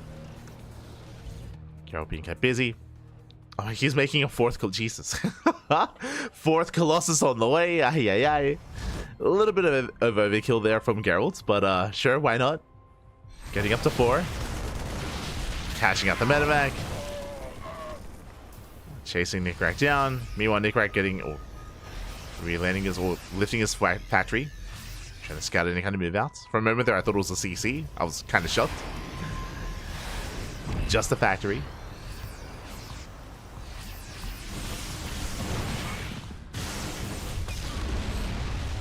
And Gerald, it looks like he doesn't really intend to really commit into the third. He's just backing off, containing his opponents, knocking down any kind of harassment, any kind of map presence that Nikrak has, and Gerald is just taking up into Blink DTs, into Storm, into +2, all the upgrades on the way. Again, Gerald, he doesn't want to fight, but he does commit. Yeah, Vikings at that board. 1 Colossus is going to be going down, massive pickup. Colossus does fall, and Gerald has to get the hell out of here. Disruptor does buy time, forces Nikrak back. Gerald, he retreats. Again, Gerald just playing with fire. calm down. Doesn't want to engage.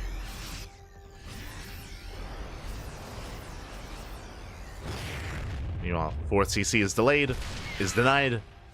Nice pick off there from Gerald. Incorrect has to respond. At the same time, Gerald getting his 5th base up and running. Storm is almost done. And he does have 4 High Templar ready. High Templar are ready. Both armies are maxing out. And Nickrat is just now getting into his own Ghosts. Nickrat did intentionally delay Ghost production for quite some time, but Ghosts are now on the way. Viking count looking very healthy. And we have a back and forth. Again, based on the heavy Marauder counts, Gerald is playing with fire. Here comes the surround. And Nickrat coming in from behind. Nova goes off, no major connection. Colossus goes down. We get a decent Nova, but Gerald, he's getting caught out. He has to get the hell out of here. Bleeding out another Colossus. Zell take it into the mineral line. Likewise, Zell run by on the right hand side, but Nickrat is in position. He's ready for this. Nickrat is ready.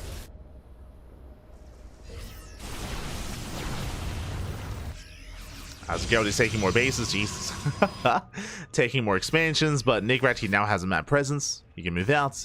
He can be active. Gerald's a double expanding. Jesus. I mean, he has the money for it.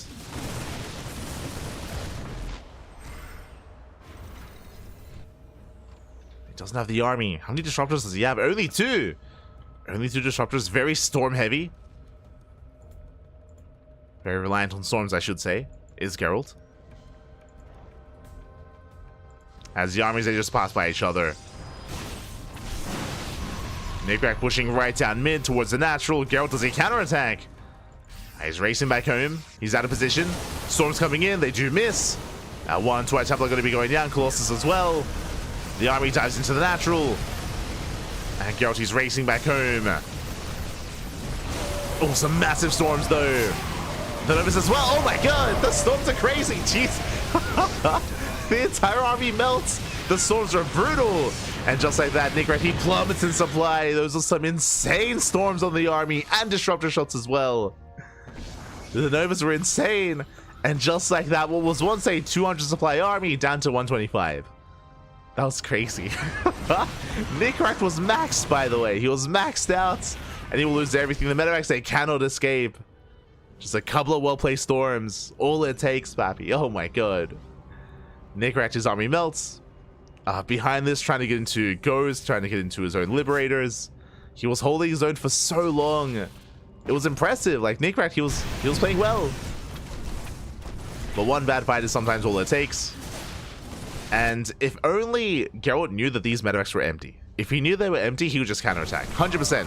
He could just counterattack and just end the game. But Gerald is saying, oh my god, take this seriously. There we go. Cleans up every single Medivac. Now we can focus on being active. Hello. I think Nickrat, I think he knows that the writing is on the wall, so he's just landing his racks. Let's go.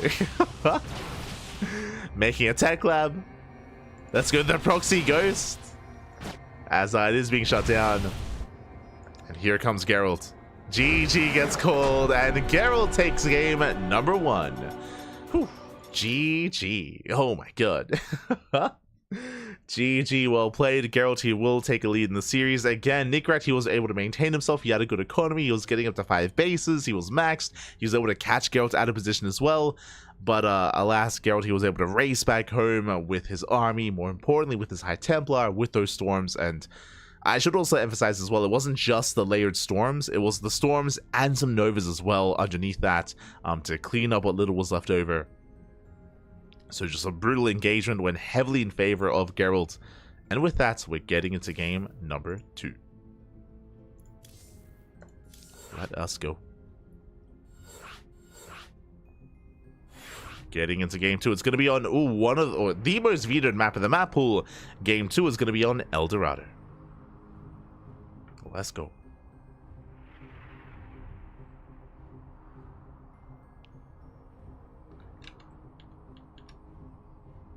Let us go.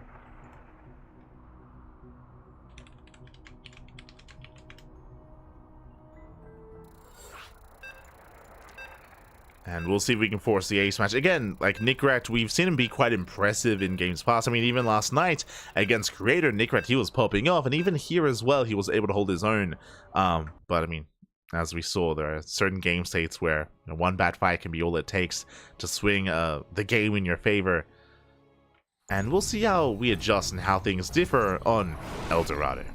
Let's go. As spawning in the bottom right-hand corner of El Dorado, we have the Polish Protoss player, the Blue Protoss, representing Streamer Zone. It is Gerald. And spawning in the bottom left-hand corner, we have his opponent. We have the Red Terran player for the Platinum Heroes down in this series. We'll see if he can bounce back. It is Nickrat.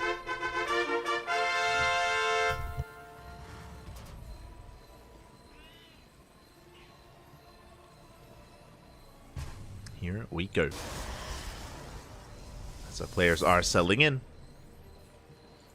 And again, I'm curious to see what kind of builds we do decide to embrace here on El Dorado. Welcome one and all to, again, the most vetoed map in the map pool. It is a rare sight. We didn't even get to see it at all, I believe, last night, even in the best of fives.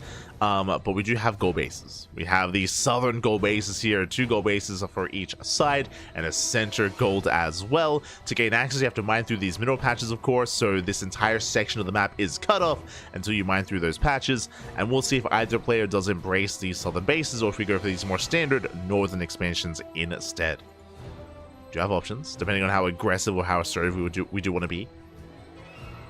As Gerald is going for his probe scout across the map. Likewise, if you do actually expand towards each other, the rush distance by ground becomes very short. It takes like a screen to go from one expansion to the other, and as a result, the game can be quite fast. Reinforcements, they get across the map really quickly, and momentum can swing heavily in favor of one player or the other. So there's a lot of unique features here to the map, which is the reason why it is the most vetoed map in the map pool. It is much more unorthodox. Much more unorthodox. Even. As so far, we are going for a double gas opener, double gas into a factory. The probe is going to be hunted down. But Gerald does at least confirm the double gas opener. So Gerald is aware. As a reminder, last game this led into Reactored Reaper initially into a Hellion drop. It was Reaper Hellion harass into a Hellion drop into the main, which wasn't too successful for Nickrat. As Gerald was able to keep up and shut it down. And we'll see what Nickrat goes for this time. As he is going to be zoned away.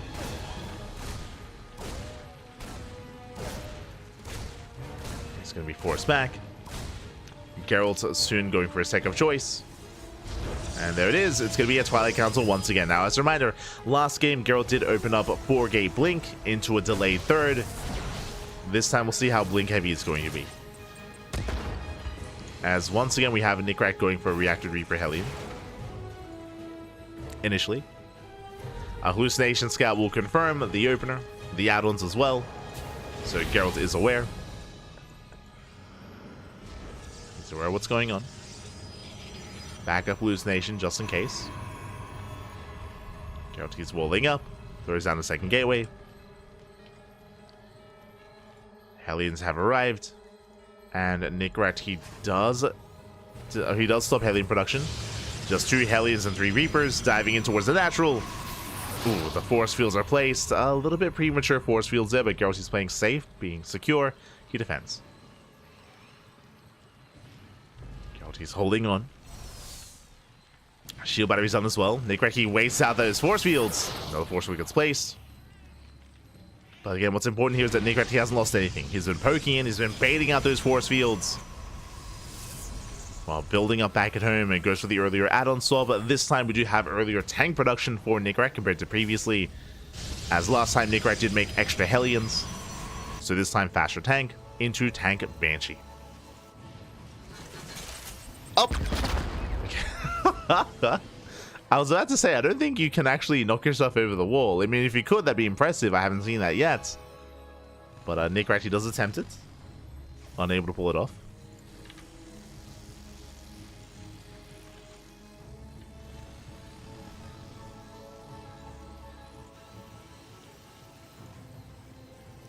Nickrat is just building up his forces, soon to move out. Again, a very aggressive, very committed move out here from Nickrat, moving out with tanks. Yeah, pulls the boys. It's going to be all or nothing. 2-base all in from Nickrat. The Observer will confirm. The Observer sees the boys being pulled, the tanks as well. And Gerald has to be proactive. He has to be proactive here. He has to try to chase this down and slow down the move out as best he can. Picking away at the Medivacs, or sorry, at the Banshees, at the SCVs, at the tanks themselves. Comes in from behind, going for the tank. Oh, can he get it? Bold move, he does not. Oh, he does. The first tank goes down. Second tank under fire as well. It's going to cost him a lot of Stalkers, though. Was that worth it? Gerald? That was 3 Stalkers. That was 4. 4 Stalkers for 1 tank. That was a brutal trade. Gerald, I'm sure he was hoping for a little bit more. There is 1 tank left. Nice force fields. Does slow down the push. But the 1 tank does siege. And Tankful is going up. Gerald, he is in trouble. The Robo's under fire as well. Yeah, the Robo can be targeted down. The Immortal, it's not going to pop out. Massive pick of Dark Shrine on the way, but that's a late Dark Shrine for Gerald. And Nickrat, he's pushing in. Takes down the production. Forcing his way up the ramp. Shield batteries are done. But Gerald, he has to pull the boys himself. He's down to 3 Stalkers. Only 3. The shield battery is helping. And barely maintaining the army. But it's not going to be enough. Nickrat, he breaks through his snowballs out of control. He has broken the natural and broken the back of Gerald. He's coming in from behind with a handful of Stalkers. But again, only 4 Stalkers left. And that's 24 probe kills. Gerald, his economy has been crippled. It takes down the final Banshee. But he has no army. Scan takes down the Observer. Tankful is going up. Gets a pylon. Oh my god, takes down every single Stalker. And Nickrat should be able to keep going. The Dark Shrine is almost done. And there's another warp in. Gerald trying to come in from behind. And we'll take down another tank. But despite that, it's still not enough. Still not enough. As Nickrat, he's going for that final pylon. Those gateways. DT warps in. Back at home. There is no scan available yet, but in a couple seconds there will be. Yeah, there's the scan. There's the scan. That was the one chance here that Gerald had. Was the Dark Templar. And Nickrat, he's snowballing out control. He's busting into the main. Getting into the mineral line. And Gerald just does not have enough. He goes for the warp in. There's another scan. GG gets called. And Nickrat ties up the series. We are going to the ace match. GG. GG, well played. We are going to game 3. Again, the rush distance by ground, even if we don't expand towards each other, towards the southern half of the map, is still quite short. Gerald did scout the move out, and remember, Gerald, he attempted to slow down the push and pick away at the army, but it wasn't worth it. Remember, he lost 4 Stalkers while trying to snipe that tank. He did get the tank, but he lost most of his army. It wasn't worth it. He bled out too much, and as a result, he couldn't really pick away at the rest of the forces. He was overwhelmed, and with that, GG. GG well played. Likewise, the Dark Shrine was a late response. It was a late response, Dark Shrine in general there for Gerald. Did feel like a very last-ditch effort from him. As a result, DTs that didn't really come into play, didn't really factor in to the defense. And Nickrat, he does tie this up, and we're going to the ace match. We're going all the way to game 3. Another one of these more vetoed maps, though. Game 3 is going to be on King's Cove. Interesting. A very large map in the map pool. Very large map, very defendable 3-base setup. And I'm curious how this goes. Now again, Nickrat is typically a more aggressive player. We saw that in the last game. We saw that. Straight up 2-base all-in out of Nickrat. 2-base all-ins are a lot less viable though on King's Cove. So I'm expecting a longer game or a proxy. We'll see. We shall see. As we're getting into the ace match and spawning in the bottom right hand corner of King's Cove, we have last night's finalists. We have the Polish Protoss player representing Streamer Zone, being forced into the ace match. Can he bring it back? Can he bring it home and make it to the finals once again? It is Gerald. And spawning in the top left-hand corner, we have his opponent. We have the red Terran player representing the Platinum Heroes, forcing the ace match, bringing us all the way to game 3. Can he keep going? Can he keep up that momentum? It is Nickrat. Here we go. As the SCVs are being kept at home. They're being kept at home. There is no proxy. There is no crazy cheese setup here. Not in the ace match. We're calming things down. We're settling in. And for the first time tonight, do we have a single gas opener? We do not. Once again, double gas. Double gas opener out of Nickracht. Once again, faster factory. We saw last game this led into an earlier add-on swap into tank production, into tank Banshee, into a 2-base all-in. I do not expect that here. I don't expect that here in the ace match as Gerald is moving out with his probe scouts. I would imagine we're going to be going into... We haven't even seen any Widowmine drops yet from Nickracht. Not in this series, so wouldn't be a bad option here on a larger map like King's Cove. We'll see.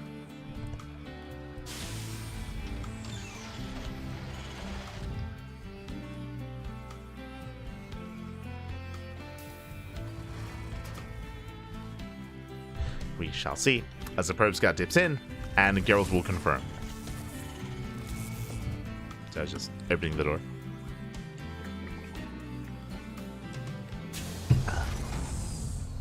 Here we go. But yeah, Gerald, he does confirm the lack of expansion here for Nickracht. Factory is on the way. He's going to be opening up Reaper once again. Moving out to scout across the map to get a read what's going on. Now, because the map is larger, we have seen Gerald go blink every game so far in this series, but here in the ace match, we could end up going for something like a Stargate opener, just because there's a little bit more room on the map itself, a bit more breathing room, I should say. So that is going to be a viable option here for Gerald. Meanwhile, oh my god, oh, the wasted force fields! And Gerald, he tries to lock down the Reaper, but the Reaper, it slips away. Yeah, it barely does slip away, and Gerald's not quite worth it. Reaper does pivot over towards the main. Getting behind the mineral line, the probe about to throw down the tech, and what's it going to be? Show us what you got. Twilight Council. Once again, Twilight Council opener out of Gerald. Once again, Blink Stalkers. Oh, as that's the 4th force field for one Reaper. Ay, ay, ay. The Reaper refuses to go down. And back at home, Nickracht going once again for initially reacted Reaper Hellion. Once again, only 3 Reapers and 2 Hellions is moving out across the map and looking to threaten a dive into the natural. Gerald is in position. He would usually have plenty of energy for force fields, and I guess, okay, there's the energy overcharge anyway, so force fields are still available. I mean, hey, that's the power of the new Protoss on the new patch. All the energy you could hope for. All the force fields. Is it going to be enough, though? Two of them get thrown down. Once again, Nickracht zoned back. Behind this, there it is. We were waiting for it. We have yet to experience a mine drop, but on a larger map like King's Cove, this does make more sense. A Widowmine drop is on the way. Meanwhile, nice force field. Gerald, he holds on. And he takes down one of the Hellions. Takes down a Hellion. Gerald, he's holding. Here comes that mine drop. And typically these Widowmine drops are not really designed to get too much damage. They're designed to scout more than anything. To scout the main base. Meanwhile, Stalker goes down. Nice pickup. Brings down a Stalker. Drop going to be coming in.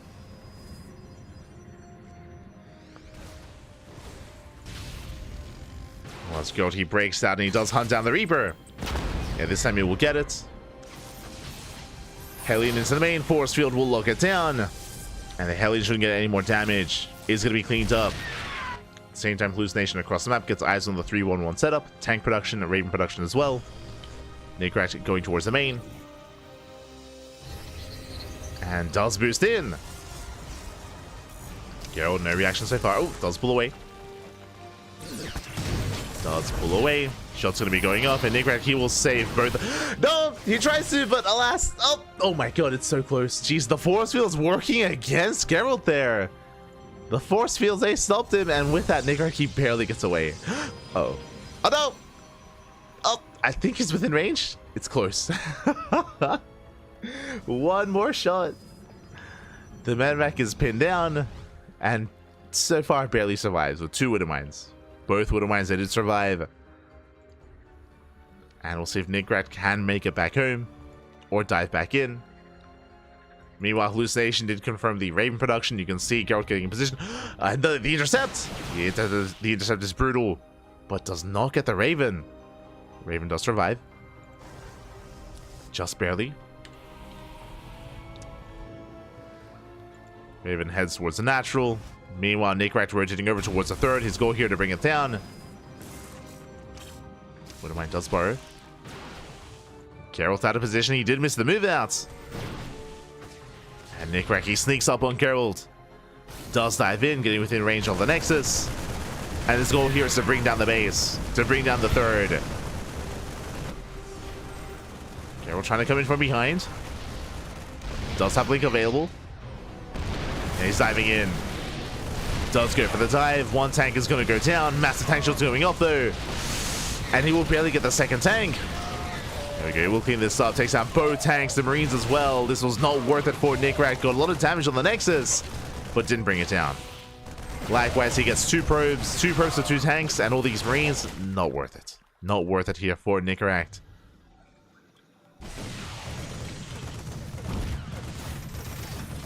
Did get 4 Stalkers in total, true, and a Pylon. It's something, but the Raven goes down as well. Gerald holds. And now he has gained map control. He defends, now he can move out. Now he can attack. Gerald, he's had enough defending, now he's going to be the aggressor. Nickrack back at home, he's on 3 bases, that is true. He's moving out with the double drop. And that means that Nickrack has that much less to defend. Uh-oh. As Nickrack moves out, Gerald is moving in. And again, this third base is very exposed. This is the army to defend. 3 Marauders, 1 Marine, and 2 Widowmines. Stalkers, they hit the third base. Nickrack, he has to respond. Widowmine goes down. Colossus has arrived. Nickrack in a lot of trouble. Still moving out. Gerald, he does commit. Looking to at least. Oof. Snipes another Widowmine. Denies mining at the third. Army gets spotted. And Gerald, does he recall? He does. Does recall back home. Whew. And Nickrack didn't lose too much, thankfully. Yo, he wants a Colossus. He stims in. Does him in, takes out the Stalkers. Colossus is exposed. But the second Colossus has arrived, and Gerald holds. But again, a very tense moment. The double drop was successful. Didn't really get too much damage, but did force the recall. Oh, as the Medivacs are under fire. One Medivac goes down, the other barely survives. Nickrack still just rallying across the map. Nickrack not slowing down. Being hyper aggressive here. Now this area is very wide open, so potentially could try to dive on the Colossus. Does spot all 3 of them. He's looking for the army. It does spot it. Does spot the double drop. Ooh, a bit of a miss rally here from Nickrack. Turning back around, but again, at least he did maintain that third base. Again, even though there was very little to defend back at home, because of the counter drop, he forced the recall, and Nickrack, he saves the mineral line. They'll save it. 4 CCs on the way. Nickrack, he has a comparable, if not greater, economy compared to Gerald. As Nickrack, he's even on SCVs plus mules. Gerald getting a 4th. The 4th is late. Yeah, late 4th base, which means Nickrack, he is taking a supply lead. Nickrack not looking too bad.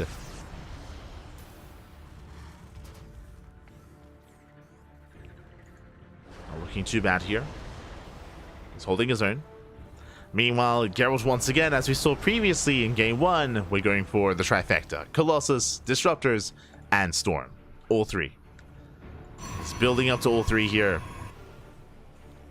And, I mean, we saw how brutal that can be, especially in game 1. But what I will say about King's Cove is that it is much more wide open. As a result, the likelihood of the army stacking up like that is going to be far lower. You have more room to spread. To dodge those storms. Vikings, they catch out the Colossus. Colossus goes down. Nova will zone. But Nickrack, he wants to chase this down. He sims in, takes out 1 Colossus. Storm isn't done.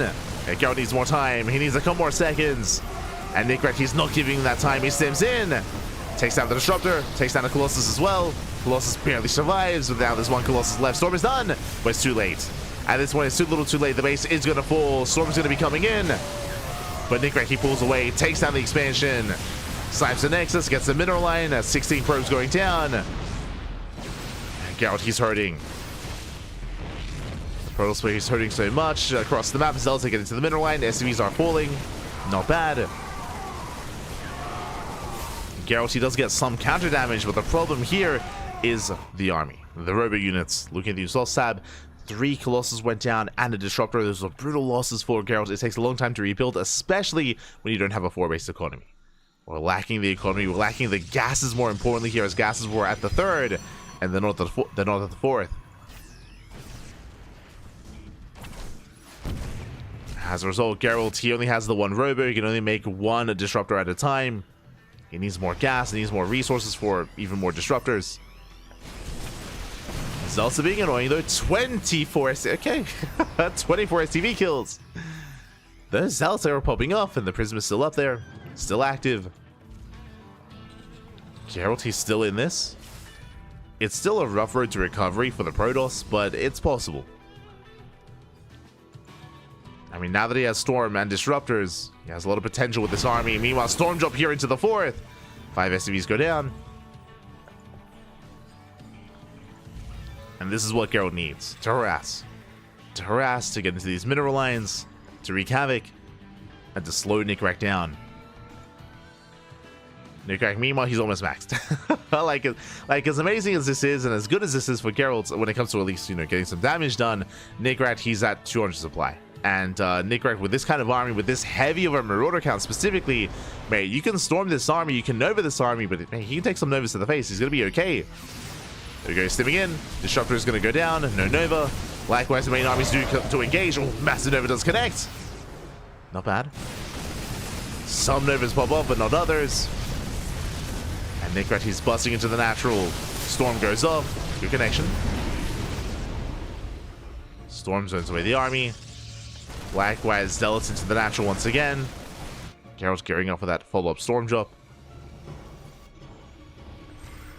Gerald, he's closing the gap in supply. He was down like 60 supply.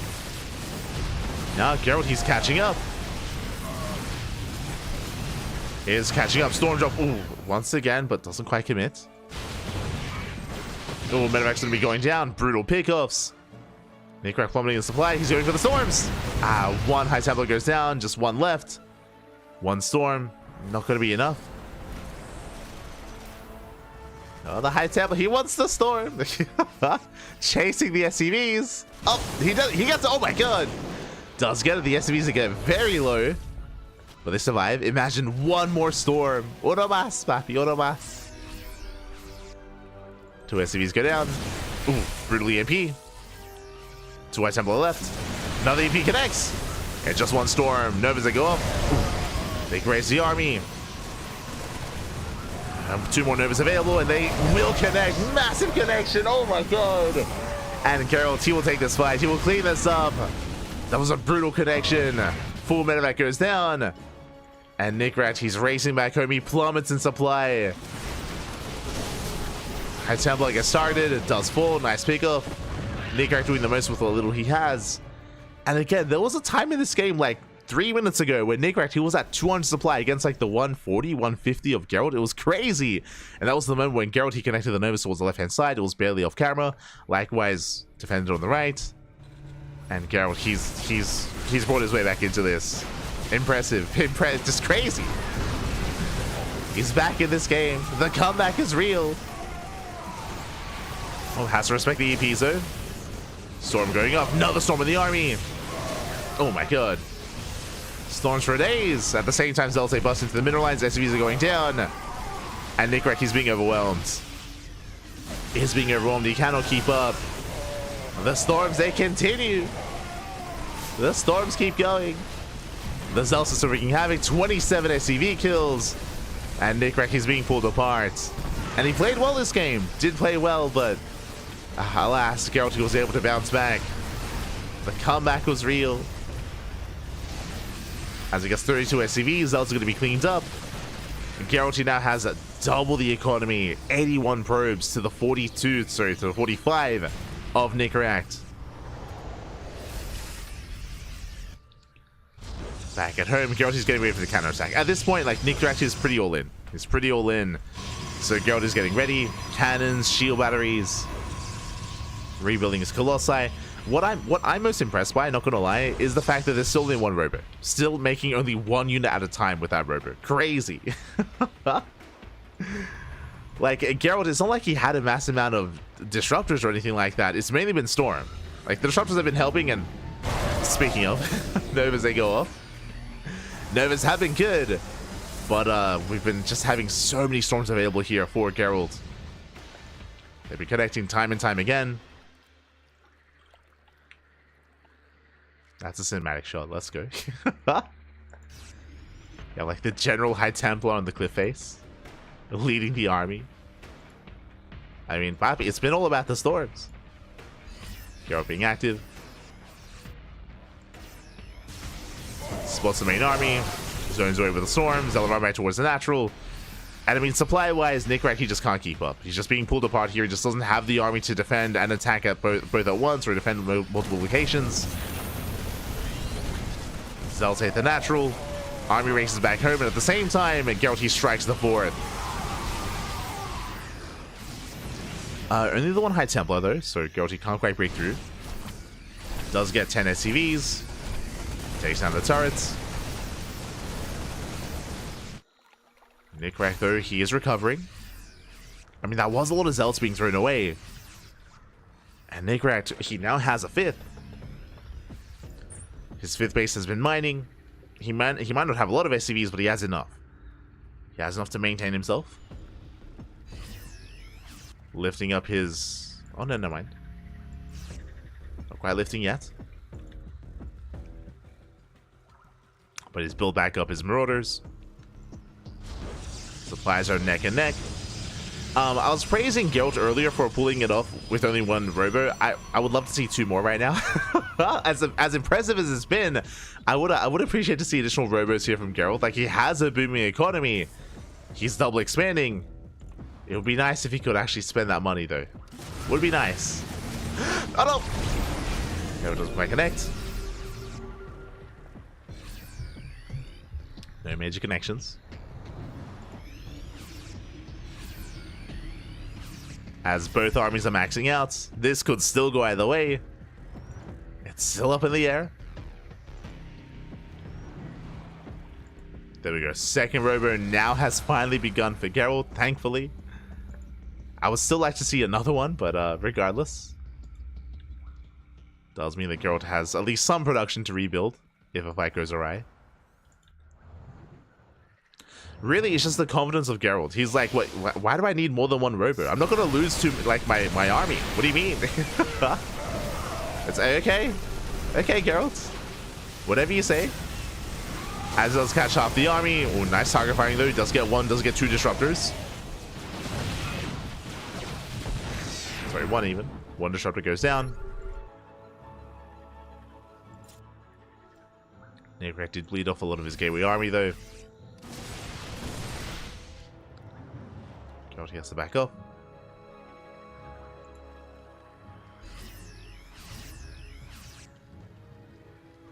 Nick is maxed. How many High Templar? 11. Jesus. 11 High Templar. A gateway army would be nice here for Gerald. Like some kind of buffer for his forces. He's very heavily reliant on Storm and on High Templar. I mean, they've been doing him well so far, true. Would be nice to have a little bit more. Likewise, at this point, I mean, Gerald, he has a 3k bank. He is not maxed, and yeah, he's lacking gateway, so he's throwing them down now. I would love to see Stargates and a Fleet Beacon and a transition to Sky Toss, or prepared for a transition to Sky Toss. As I don't think Gerald has been spending his gas or his resources too efficiently as, oh my god, that's a lot of DTs. How many? He warps in 15 Dark Templar. Storm going up, massive connections, Nova as well. But only one disruptor. Disruptor goes down. No backup Novas, where are the storms? This girl's being chased down. At the same time, here come the DTs again, 15 Dark Templar. Blink isn't done, but they just walk up to the planetary and they will not get down. Yeah, there's no saving it, the planetary falls. Getting to the mid run, there's a recall, but recall's not in time. Was that worth it? Gerald, sure, he killed a base, but he didn't really kill any SCVs, and he lost 14 Dark Templar. That was crazy. That was a very heavy, that was a really heavy investment there for Gerald. So not too sure that was worth it. As he rotates, blinks in, crazy! Blinks in, takes down one medevac. Calm down, Gerald, calm down. I know it's getting late. Nice Storm. Storm goes up. DT run by. Oh my god. As we do have a bit of a pause. Whew. Hopefully everything is okay. As we're about to bob off. Thankfully the main armies are not engaging. Like both armies did disengage. And we're more than happy to wait. You know, potentially some technical issues or something else happening IRL.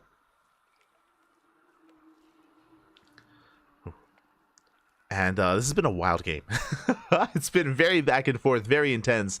There have been strong moments with players. How many DTs does Gerald have once again? 13 Dark Templar. So we have 13 Dark Templar headed towards the natural as we speak. Likewise, the main armies are kind of dancing with each other. Gerald, he still has an economy, that is true. Still only 2 robos. And I can still see this going either way. We'll see how much damage those Dark Templar get, though. There's a lot of potential, as always. A lot of potential with those DTs. Just catching up.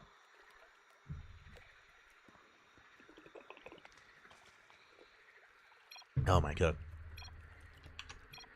As our players are back. And we jump back in.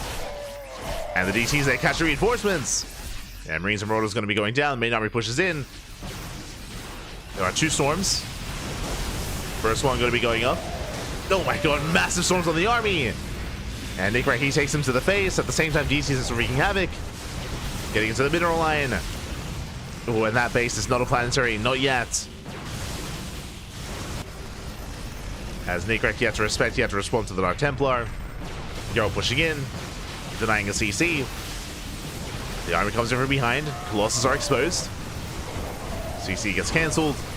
And the Colossus is going to go down. He gets 1. But here come the Zealots, here come the reinforcements. Yeah, Gerald, he is overwhelming. He still has that economy, still has that bank. Breaks through the army. Even sniping the ghosts. Oh my god. The storms are coming in. And again, Gerald, he just trickles in with a very high-tech army. Storm's going to be popping up. Disruptors as well. There's not many gateway units, but GG gets called. And Gerald, he will take the series 2-1, advancing on to the grand finals. GG. Whew. Oh my god. GG, well played. A very intense finale there to the game. Impressive stuff, though, as Gerald... as Nickrak was able to bounce back despite being on the brink of defeat time and time again. Very back and forth, very scrappy. But in the end, Gerald, he did overwhelm. Again, that greater economy, all those bases did come into gear and did kick into gear. GG. GG, well played. Gerald is going to be our first finalist. My condolences to Nickrak, but again, he played very well. Played very well in that semis, in that series. And now we are about to determine who will face off against Gerald in those finals. Who's it going to be? As welcome one and all to the Tenacious Protoss Cup. I mean, the Protoss Cup. Let's go. We have only Protoss remaining here in the tournament. We have Gerald, and we also have 2 other Protoss players in Jumy and Shameless. Let's go. The non-stop PvPs, baby. Let's go. As we're back. We're home, baby. We're home. Here we go.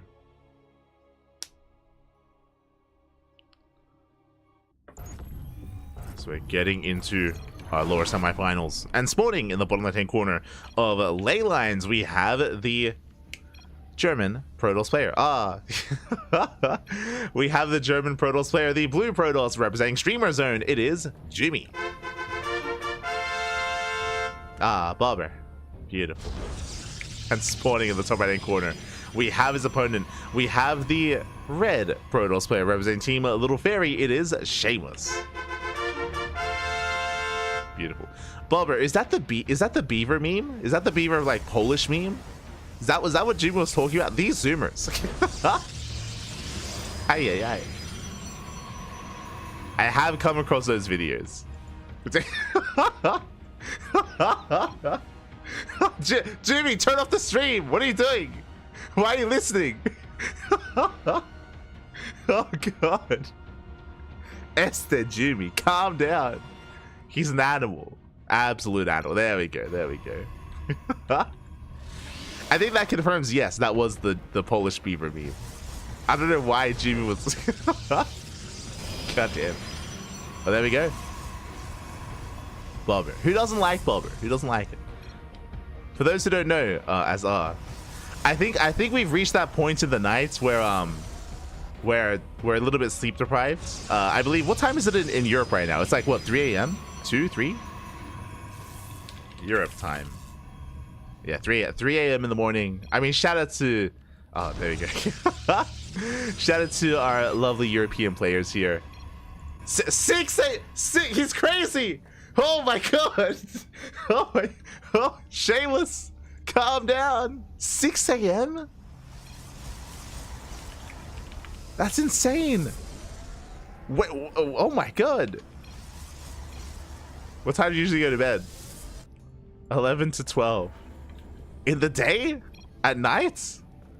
Jesus. Yeah, Jumy's on. He's asking the real questions right now. Okay. Oh my god. Okay. PM. So Shameless, he's usually, you know, a sane human being, but you know what? We're passionate right now. We're all passionate. Playing at 6 a.m. in the morning. Shameless doing his best Max impression. And Clem impression as well.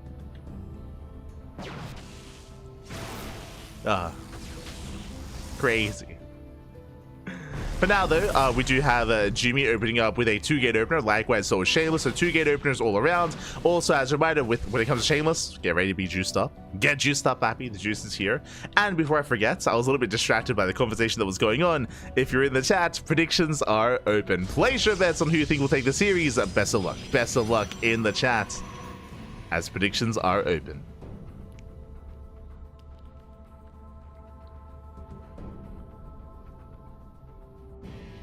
Here we go. The Clem time, exactly, the Clem time zone. 6 a.m. in the morning. Playing in tournaments. Shameless going for his tech of choice, going to be going for a robo-based opener. Meanwhile, Jumy back at home going for a faster expansion, yet to throw down his tech. Shameless going to be the first to move out, so he does come across the army, but with these force fields, Jumy should be okay. He should be able to hold his own. Dancing with the army. Shameless poking in.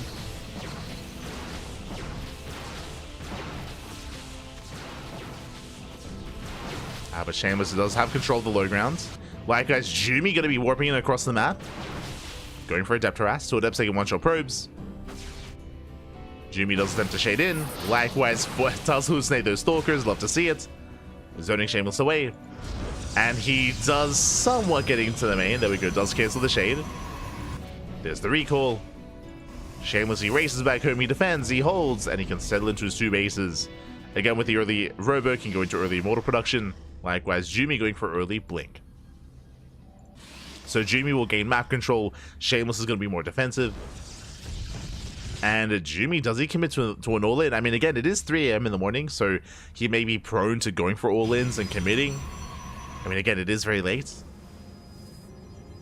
We go warping in extra stalkers. How many gates? Just 2. 2 gateways for Jumy. But he's not stopping.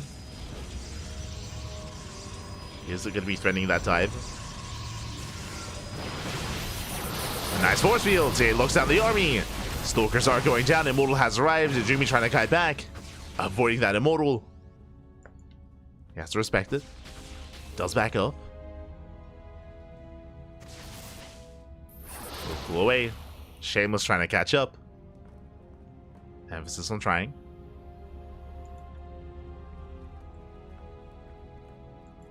Jumy does get away. Likewise, they do shade into the main, but they don't really get much done. They get 1 probe. Oof. Just the 1 worker going down, getting 2. Okay, not bad. 2 probes. 4 even. Jesus. 4 probes going to be falling. Getting almost up to 5. 7 even.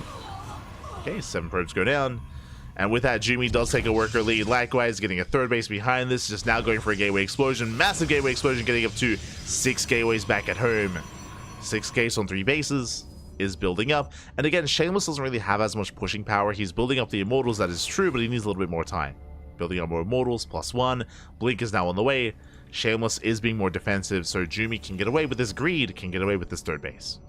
So far so good for Jumy. Shameless looking for any kind of stray proxy. We'll find the pylon. But again, Shameless should be stuck at home.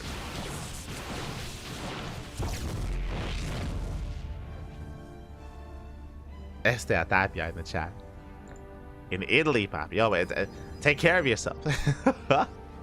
I mean, I guess it is, you know, the holidays, right? It is December. Tis the time of the year to be degen and to ruin your sleep schedule. True. Now is the time. Yo, the turtle has like a nice little, like a yellow tinge to it. It's the sun, papi. Sunbathing. Let's go. As Jumy once again is moving out. Bearing in mind, Jumy, his goal here is to trade. It's a trade to pick away at the army, to contain the Protoss, while Jumy gets a greater economy. So he doesn't have to commit. He doesn't have to push in. That's not the goal here. Oh, second juice box. Let's go. Find all the juice boxes.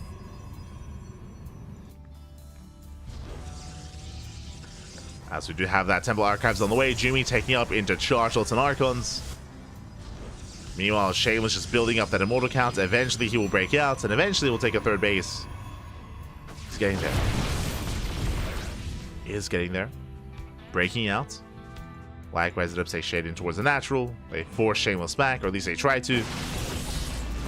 They upsets shade in. They force the defensive warp in. Nice snipes. Jumy, he avoids the main army, going for his Zealot run by. Charge is done. And he's making his way in towards that natural. And busting into the bases. Shameless, he commits. I mean, he's 2-base all in at this point. Like, there's no third.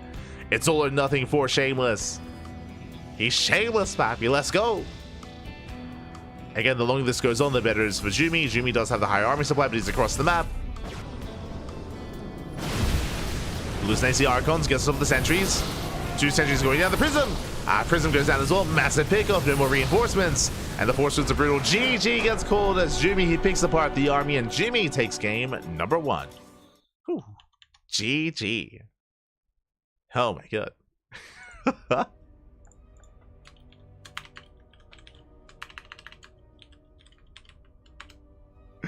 GG, well played.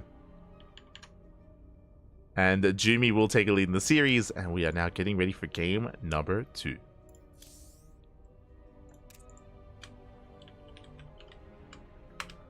But I need a message, Jumy. Okay, we're good. So getting into game 2. Ooh, game 2 gonna be on Neo Violet Square. Let's go. Let us go.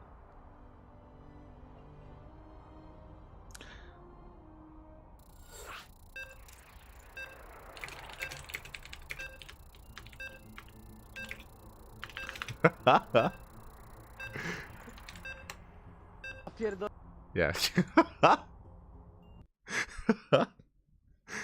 I just messaged Jumy, Bobber, and then he linked me the meme. Yeah.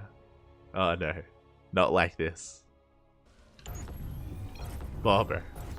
It's the Polish beaver, papi.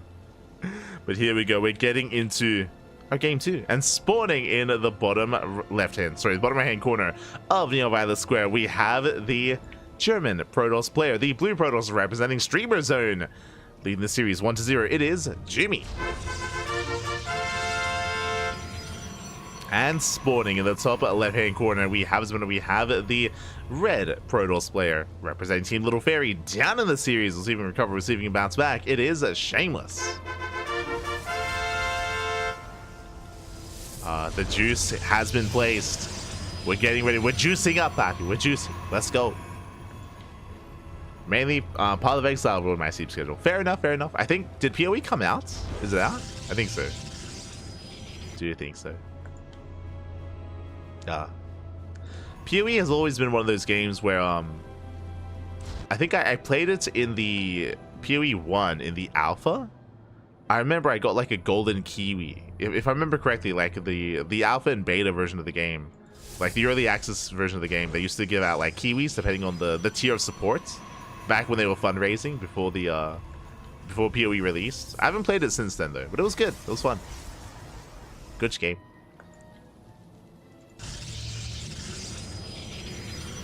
I did hear PoE 2 released.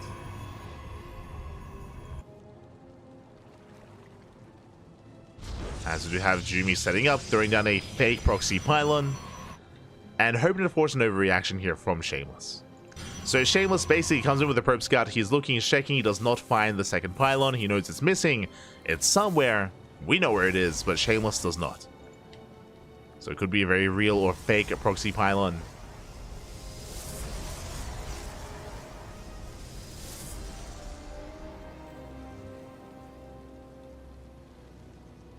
We'll see how he does, or how he does respond.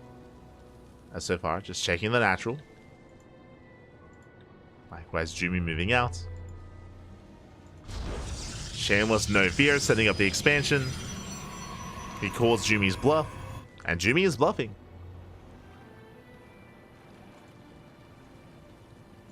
And Shameless, he should be able to settle in. Throws down the pylon, tries to delay the expansion, and we can settle in from here.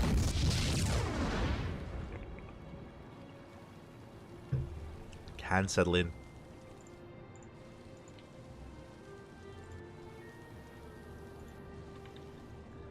And from here, both players are going to be calming things down.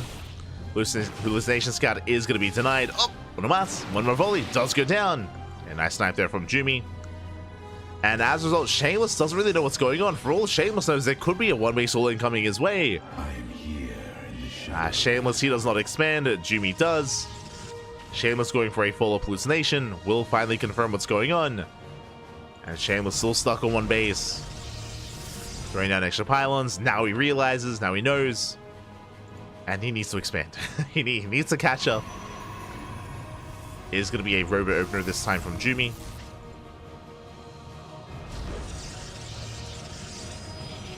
And there's the expansion. There's a Nexus. So Jumy has a nice lead. Jumy is going to be up when it comes to the economy, up when it comes to the probe count, and likewise he is ahead in tech as well. Shameless has yet to really invest, whether it's a Twilight Council or a Robo. There it is. Twilight Council is going to be placed, and Shameless is working towards Blink Stalkers, but I mean the Twilight Council is at the same time as Jumy, so Shameless shouldn't really have any kind of big Blink advantage. So Jumy has a nice advantage. Shameless is moving out. Shameless does have the larger army. True, he was forced to warp in extra units. So Shameless has potential. Behind this, no shield battery. Uh-oh. No shield battery whatsoever. Jumy does scout the move outs. Here come the hallucinations, and Jumy, he's gonna have to force with the ramp. Stalkers, they poke in. They're fake stalkers. Jumy does realize. Holding onto those force fields. As Jumy does defend, Shameless rotating around. Back at home, saturating his bases, and Jumy going for the proxy Dark Shrine. Okay. You have my attention. Now, we've spoken about this before, but we have seen every Protoss player die to DTs before, just immediately just tap out. It's happened to Max Packs, it's happened to Hero, it's happened to Classic, happened to everyone at one point. It is one of those kind of unfortunate features or unfortunate game states here in PvP. What I'm getting at, Shameless, he takes a third. Shameless, he rushes into a third base. The reason for this is because his natural was so late, he feels pressure to catch up. He feels pressure to catch up in the economy so fast. Third base out of Shameless. Delayed Robo. And the Dark Shrine is about to finish. Dark Shrine is about to finish, which means DTs might hit before the first Observer. Hallucination does confirm the timing of the Robo. Hopefully, Shameless doesn't go, like, Immortal first. Hopefully he goes Observer first, otherwise he's going to be in trouble. As Dark Shrine is now about to finish. And thankfully it didn't delay his Robo for too much longer. Otherwise, that would be game. If there was no Robo, I mean, it'd be game then and there. As Dark Templar warping in. And show us that Observer. Same time, Jumy does apply pressure to the third. Jumy taking his own pocket base. Observer's on the way, thankfully. Is going Observer first. Jumy pokes in. Does distract the army. Keeping Shameless's attention. And DT's at the natural. The natural base. Probe's going to be going down. DT in the main as well. Workers are falling. Main army hits the third. And Shameless is being pulled apart. Yeah, he can't keep up. The base is going to go down. Massive pickup. This is meant to be the advantage here for Shameless. And the base does fall. DT still in the main. Is finally cleaned up. 10 probe kills and the expansion. Massive pickup. Jumy recalls back home. And he's safe. Jumy, he's safe. He recalled. He's up on expansion. He's up on economy. He still maintains that economic lead. Getting to +1. Getting to charge. And Jumy is all over this. Likewise, it's still not done. Ready for another even DT drop. Shameless stuck at home.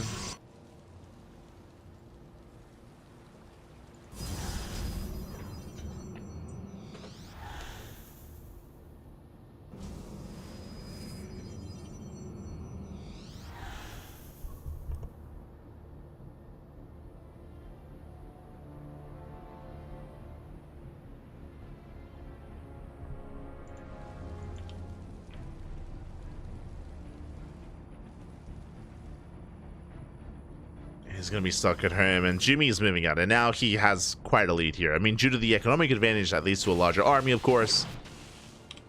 He's up in Immortals. Blink just now beginning. Remember, he did go for a faster Twilight Council, but that was for the Dark Shrine. So no Blink on this army. Prism into the main. Main armies do clash. Once again, Shameless being distracted. Prism steps in, nothing in position.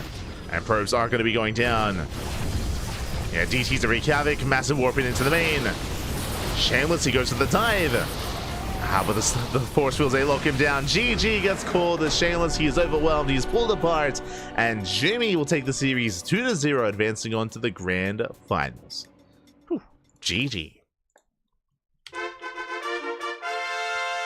GG, well played. Jumy will take the series. Again, a very intense game 1 and game 2. For the most part, Jumy was in control of the pace of the game, in both games, I want to say, where he was either the aggressor or he was being a little more tech heavy, kind of forcing Shameless to respond to Jumy. And with that, buenas noches. Shameless can now finally get some sleep. It's like, what, 7 a.m? It's like 6:30. Get some sleep, pappy. So GG, well played. Shameless will be getting some rest here, and we will be advancing on to the grand finals. Oh boy, where the PvPs, they continue, they conclude. Up next is going to be a best of 5 grand finals here between Gerald and Shameless. Sorry, Gerald and Jumy. Let's go.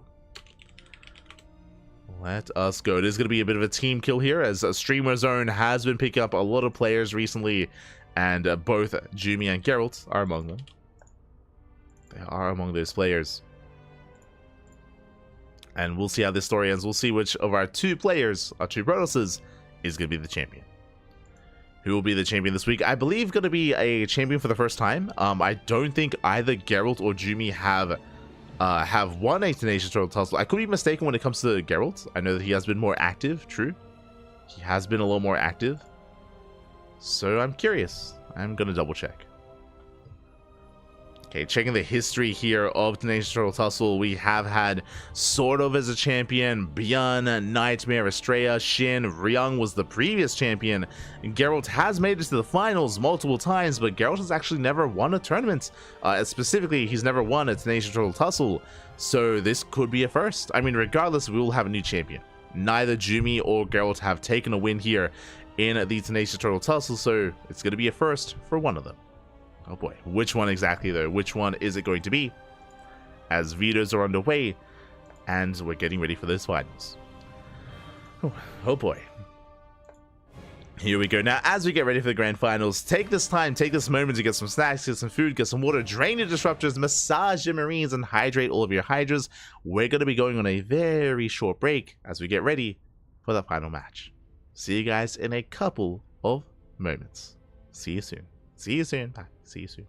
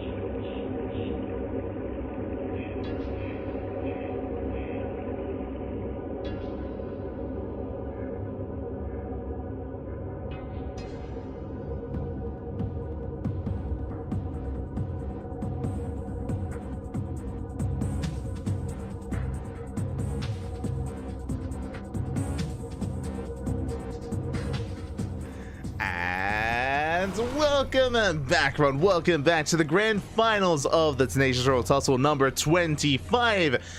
We are here, and again, it's been an intense tournament so far. We are down to our final two players, our final two Protoss players, and we're jumping in. Spawning in the top left-hand corner of Neo-Violet Square, we have the Polish Protoss player, the blue Protoss representing Streamer Zone. It is Gerald.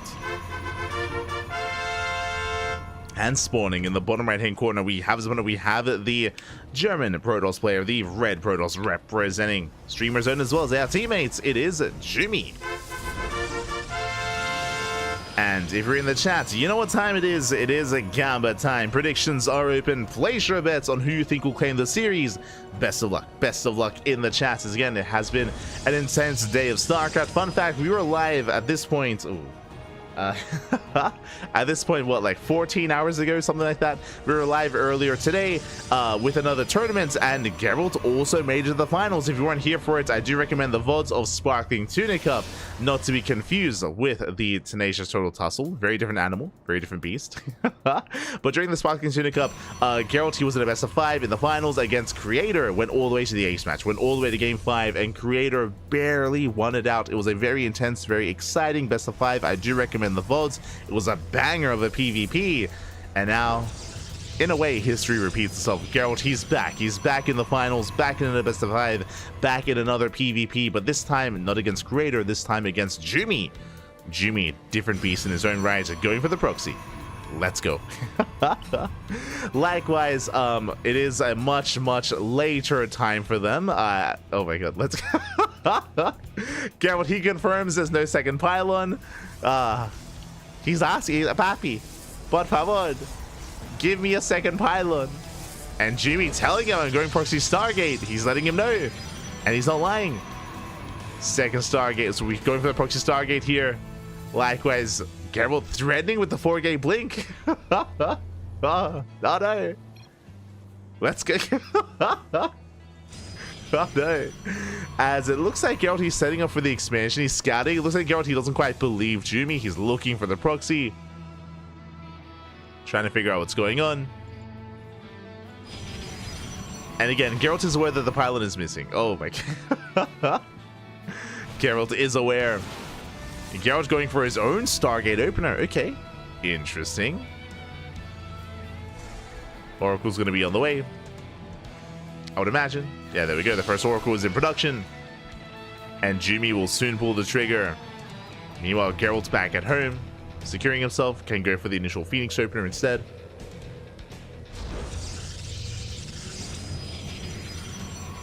Let us go. As Gerald, he will scout. Yeah, he will scout. He will confirm. Just barely gets eyes on the proxy. Jumy was telling the truth.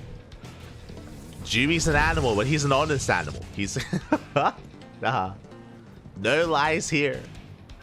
As the Oracle dives into the main, Stalker's in position, Phoenix on the way as well. Shield battery is done, and Gerald, he's ready. He's ready for this. Is ready to secure. Jumy, I believe, did not scout the tech. He has not seen the main. He does not know that the Phoenix is on the way, and that this Oracle is in a lot of trouble. It's going to be a double Oracle opener here by Jumy. Is going to be committing quite hard. You see Gerald just waiting for the dive.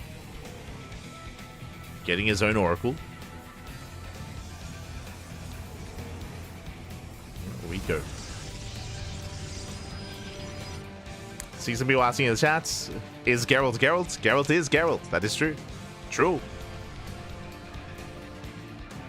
He's from Rivia, papi. Is the Witcher. Beautiful. Gerald is building up. Do you have our initial Twilight Council follow-ups here? Both players working towards, I would imagine, Blink. Jumy has shown us his proclivity to go into DTs, so that's going to be on the table as well. As Jumy has yet to commit with those Oracles. Likewise, Gerald fortifying himself. Securing his natural. So is Jumy. Oh, as the Phoenix will find the Oracles. Does come across them. Oracles are going to be chased back. They should survive. And Gerald, he's going for his own Oracle harass into the main. No shield battery.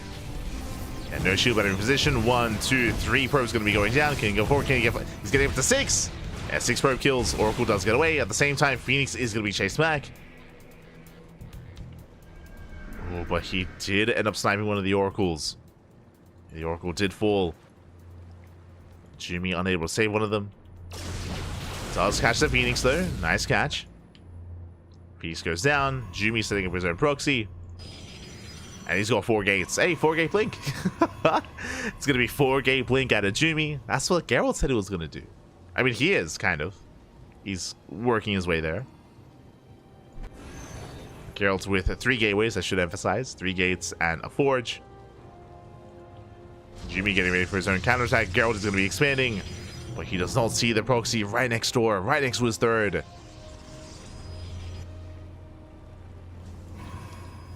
As Jumy rotates, gets eyes on the third expansion, does confirm.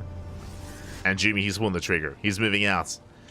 Jumy does have the Stalker lead. He's up in Stalkers, he's going to be up in production. And Gerald sure he's working on +1, but +1 is not going to help. Not going to help here in the defense. As Jumy can outproduce Gerald. How good are the stasis traps going to be though, for both players? As Jumy pokes in, does he notice? Oh, he does! He baits out the stasis. Oh, he baits out the stasis, dives on the army! And Jumy, he will overwhelm. There's a backup stasis though. And he notices. Jumy, he's crazy! He sees every. Oh my god! He sees everything! Likewise pulling back. Oh, almost overextends. A better engage for Jumy. Knocking down the expansion, at least trying to. But it's more than just about the expansion. He wants to go for the kill. Looking to dive on the army. Blinking forward once again. Takes out more Stalkers. Jumy falling back. Getting his own gold. Oh my god. Going for the gold. He's crazy. Is going for the gold. Jumy trying to bait out the army. Last girl doesn't take the bait. Oracle into the main. Stasis trap popping off. Gerald not quite paying attention. Stasis goes off. Massive connection. Instead, Gerald focusing across the map. Third base goes down. Massive stasis goes off as well. And Jumy just pulling Gerald apart. Pulling him left and right. Jumy may have lost 9 probes. But he's pushing in. He will not bring down the cannon. And G overcharged a little bit too good. It keeps the cannon alive. Jumy falling back. Back up stasis trap. Oh no! Once again, late reaction from Gerald. Massive stasis. And Jumy, he might be down in workers, but he has the gold. The gold base is getting up and running. Jumy still maintains map control. He's trying to. Gerald's rotating around. Does find the 4th gate. Will knock it down. Jumy falling back. And can Jumy take advantage of this gold? Likewise, Gerald taking the pocket base. Stasis goes off. Gerald's going for the pocket expansion. Gerald, I believe he has not scouted the gold. He is unaware of what's going on. The gold base is getting saturated. And Jumy is going to be reinforcing with charge lots. That's going to be his mineral sink here. Going into mass charge lot, +1 on the way, 3 more gates. I believe going to be 6 in total.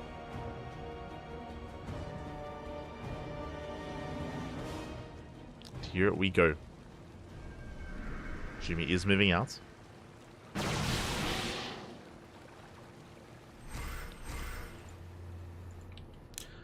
See in the chat, smells like stream sniping. What's your name? Shot in the chat. Don't insult players like that. I would advise not to insinuate something like stream sniping. There's no reason to assume that either one is doing that. So watch yourself. Would say watch yourself. As Jumy is taking his gold.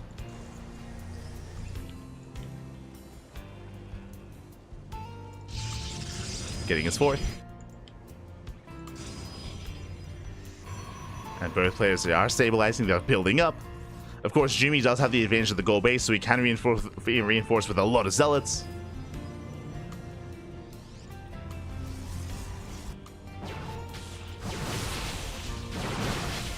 And oh, that's a kill, not a cancel. A massive pickup, the base goes down, and likewise stasis goes off, and Gerald, he's going to be losing everything here. The Stalkers are falling left and right. Stasis runs out, but Jumy He should still break through. Breaks through the Stalkers. Reinforcements on the way. Slow warp-ins for Jumy. It is slowing him down, but he just has an overwhelming amount of Stalkers here. I mean, the Pogo base is helping, but it's only half a base. Like, there's barely any resources here to take advantage of. Jumy can just outproduce. The upgrades are helping, and plus 2 is now done for Gerald. That will help. Going for his own Dark Shrine. Let's go. Going for his own DTs. Bay is on the way for Disruptors. I mean, we all know that Gerald, he is quite fond of his Disruptors in PvP. But he needs more time. Gerald, he needs more time.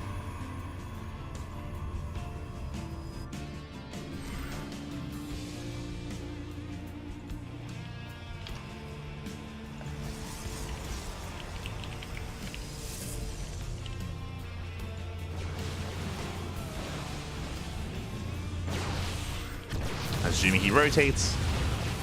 Knocks down the expansion.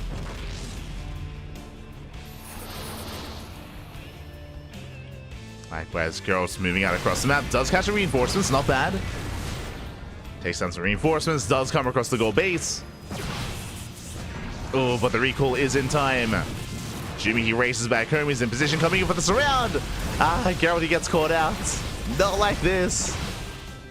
I mean, Gerald, he was already up against the wall, already up against the ropes, and will be bleeding out even more Stalkers. With that, Gerald, he's just buying time. He's just buying time, dragging the army all the way to the corner of the map. Back at home, Disruptors are on the way. And this is a way to bounce back. You might be down in supply. You might be down 20, 30, 40 army supply. But with a couple of well-placed Novas, you can bounce back in this game. We have seen that before. We can see it again. But that is really the only move here for Gerald. It's a bit of a Hail Mary play with the Disruptors. And DTs as well. True. So this is going to be Gerald's only chance. And if he can land those Novas, he can bounce back in this game. As Jumy moves out. Likewise, Gerald's going for a ninja base. You love to see it. Going for bottom left.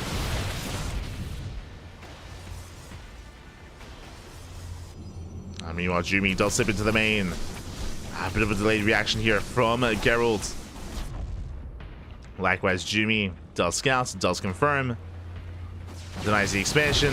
Diving into the main. The Disruptors and Novas, they don't quite go off. They go down one after the other. And Jumy, he breaks through. And the Hail Mary play doesn't quite work out here for Gerald. Doesn't have enough. Disruptors on the way. DTs are going to be waddling in. But there's detection. There's the Observer. And the Observer was already here anyway. And bold move here for Gerald, but he just could not quite keep up. And Jumy should be starting off here with a lead in the series. As this game of the production, GG gets called, and Jumy takes game number 1. GG. GG, well played. A very chaotic start to the game. Again, it all started with Jumy letting Gerald know that he was proxying the Stargate, and the initial Stargate did not do any damage, if you remember. Did go for an Oracle opener, and Gerald shut it down with the Phoenixes, but that did end up leading into a longer game state. It did come down to Jumy being able to break through. And with that, here we go.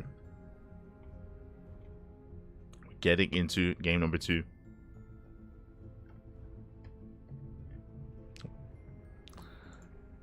And we'll see where we do head next. Here we go.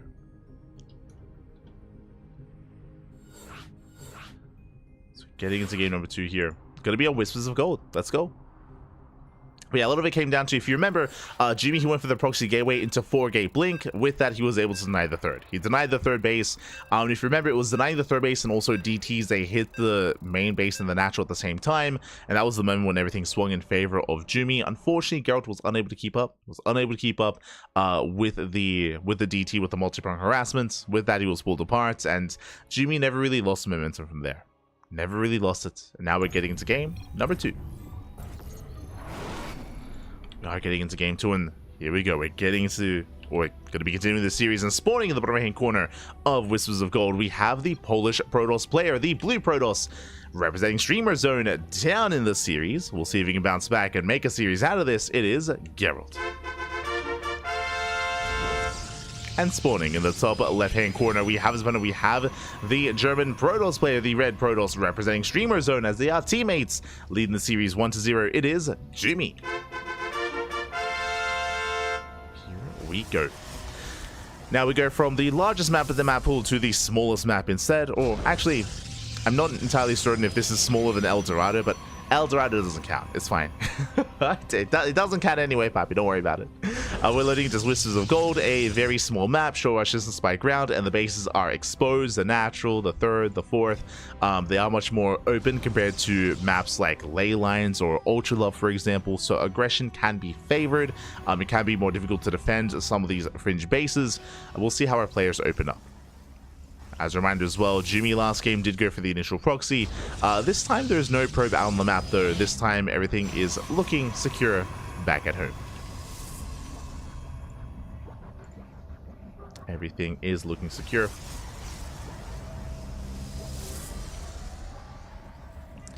As both players are going to be building up.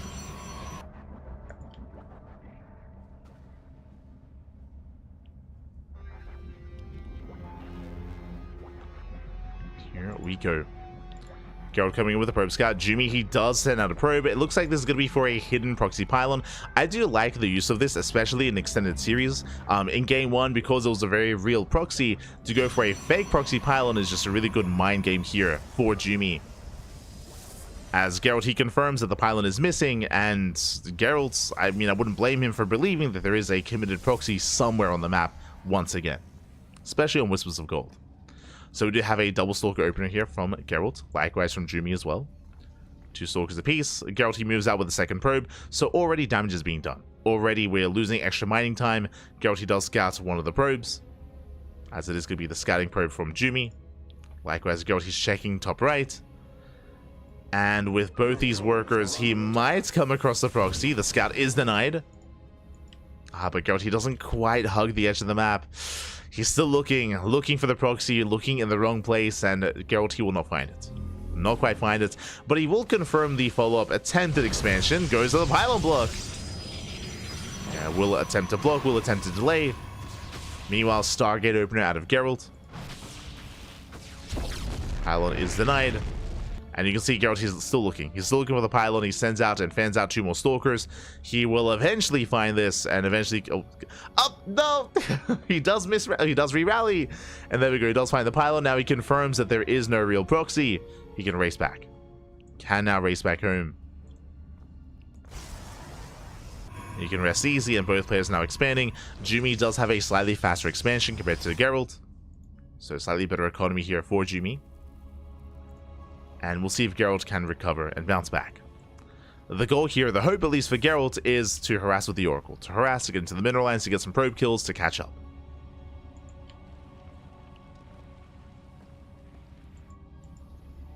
And we'll see if he can.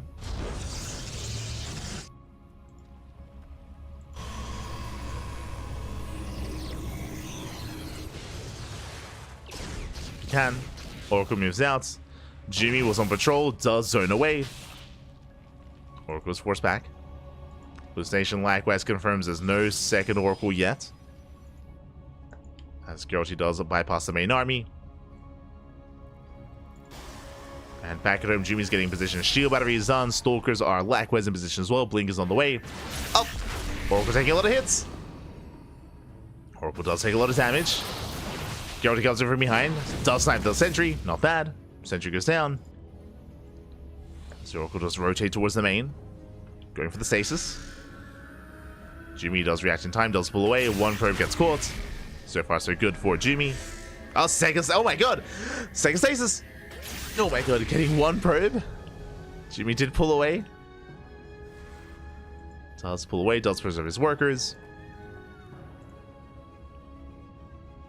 From here, we can calm things down. Both players working towards Blink. Now, as a reminder, Gerald's Blink is delayed because of the Stargate, because of the Oracle. Now, thankfully, Gerald has retained the Oracle, is still alive, so he can always dive back in for another run-by, another dive. Can still gain value, as there's the Edgy Overcharge. And Gerald, he's not out of this yet. Stood up, say, shade in towards the natural. Jumy, nothing at him to defend. Probes are going down. He gets 1, he gets 2. Should get, never mind, gets 1. Gets one probe. Ooh, takes the stasis to the face. Gerald, he can shut this down. Unfortunately, no blink. So Gerald, he cannot dive in. Nice force fields here by Jumy. Does delay the move out. Sentry will fall. But Jumy, he will at least preserve his Stalkers. Stalkers, they get away. Blink is done in 10 seconds for Jumy. And with that, he can escape. Going for the recall. Bleeds out 1, 2. 2 Stalkers go down. Jumy does recall back home.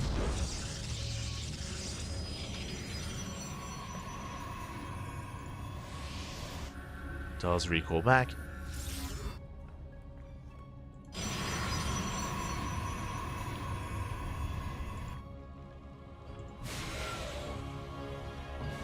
As Jumy is being active, threatening a shade towards the natural.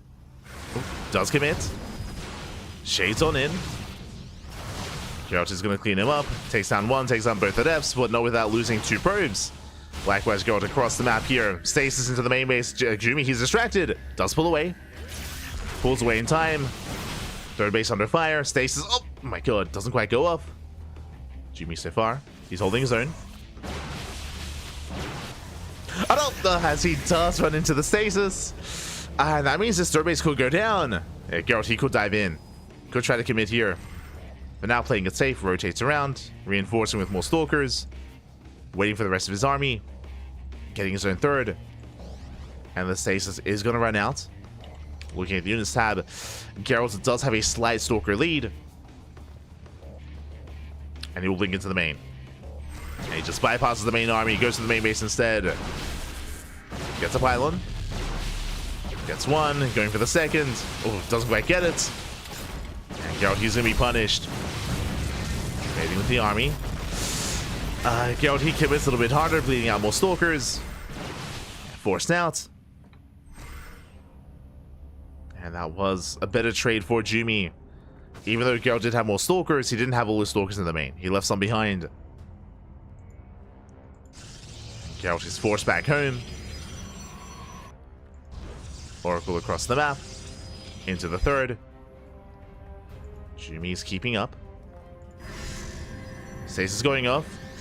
Jumy pulls away just in time. 3 probes get caught. Likewise, Oracle into the main as well. Oh, and this time, massive connection. Yeah, probes that do get stasis, they get caught out. Jumy, he's across the map. He is about to have high ground vision. He dive into the main.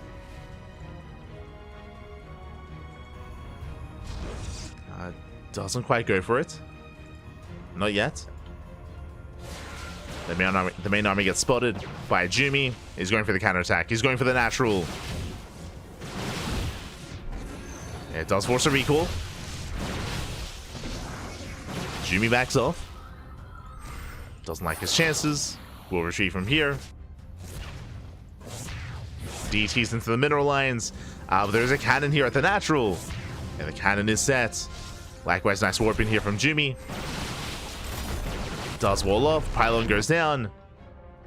Gerald has momentum. Does have the supply advantage.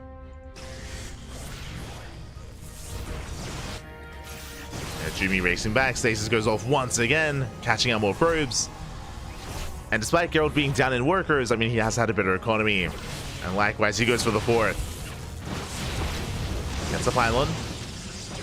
Not much more than that. Going to be forced back. Jumy is up in upgrades.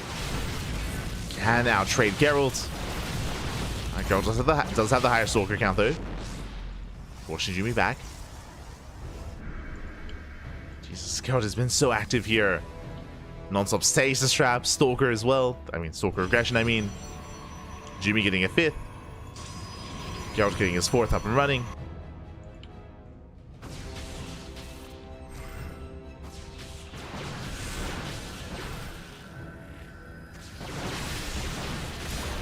He's getting his 4th base. Pulling away. And both players building up. Now the stasis trap. Jumy getting caught out with 2 probes. Gerald's hoping to bait out the army as well. Jumy does have the observer. Can spot the stasis traps. Gerald's continuing DT harassments, going for the 5th. And the 5th base is going to be denied. It's diving on the army, actually.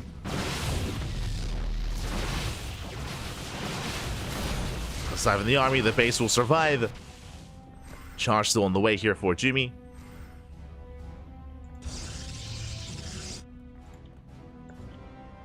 Still very tense.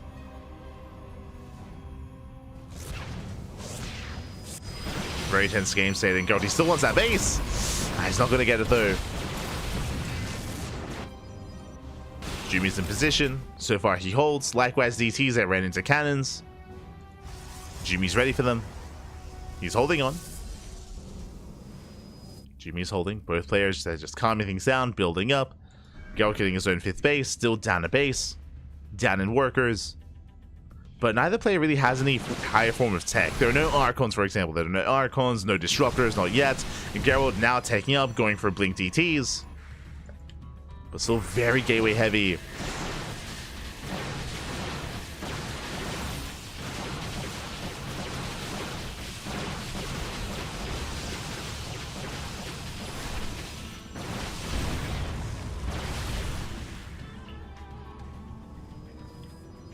Very get heavy as Gerald. He's still trying to look for a way in. Likewise, going to be engaging. Does engage. Gerald going to be forced back.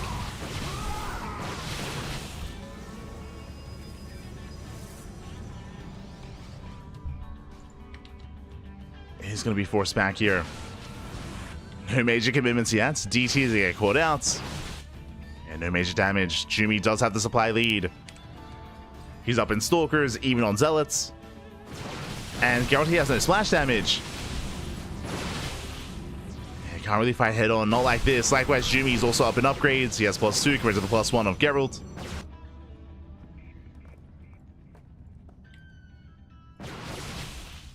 Gerald has to be careful getting caught out. Has to pull away. Does have to pull back, warping into the main. So far, Gerald keeps up. Denies the War Prism. Yeah, Jumy just pulling Gerald apart. I mean, Jumy does have the supply lead. So supply-wise, just pulling Gerald apart left and right. Gerald, he's holding his own. Jumy collapsing on the left. It's still just purely a gateway army as well. From both sides. Roba's now on the way for Gerald. Love to see it. But probes are going down. Jumy breaks into the mineral line. Finally getting damaged. 12 workers going down. 12 workers do fall. Gerald trying to chase this down. But there's else to punish. And Gerald, he's bleeding out too many stalkers. Has to pull back. Has to pull away.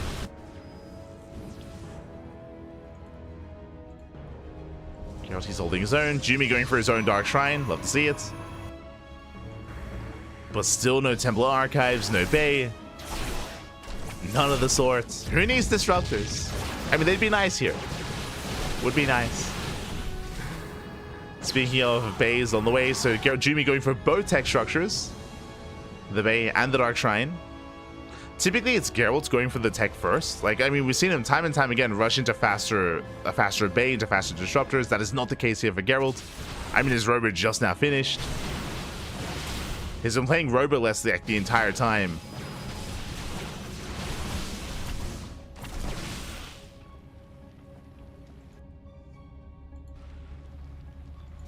Jumy's getting forced back. You see Gerald getting into +3.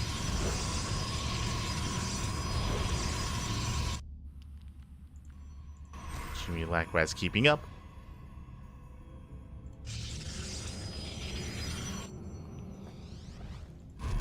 Trying to keep up. Base is denied. Both armies are maxed. This can also hurt Jumy a little bit here. Even though Jumy has a Bay, he can't make any disruptors without losing supply. Probes aren't going down. Gerald's going for a big committed move out here on the right. Trying to pull Jumy apart. Gerald now working towards Immortals. Likewise, DTs, they bust into the main.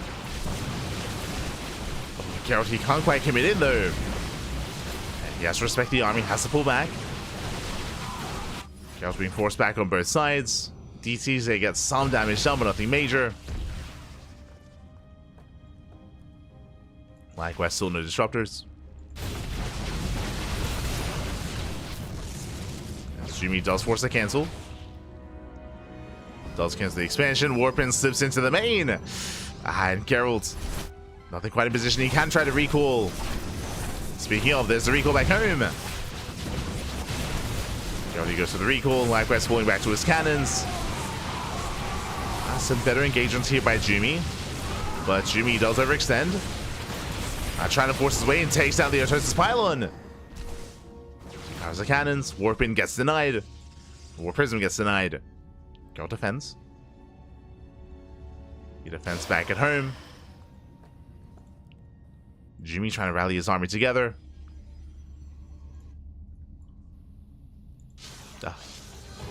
And I'll be honest, I'm not used to seeing like I feel so like unnerved. Like getting into a 20-minute game or 60-minute game at this point with purely gateway armies. Like there's no further tech. I mean, now we have one Immortal. It's about to go down. I spoke too soon. Immortal does fall, and a better engage here from Gerald. Does collapse on the Stalkers. Massive pickups. Stalker's going to be going down. Gerald being chased back. Snipes the expansion. Gerald gets to retreat. Falling back. He's being overwhelmed. Celtic coming in from behind. At least they're trying to. And Gerald setting up the surround. But he gets surrounded. The Zelts are cleaned up.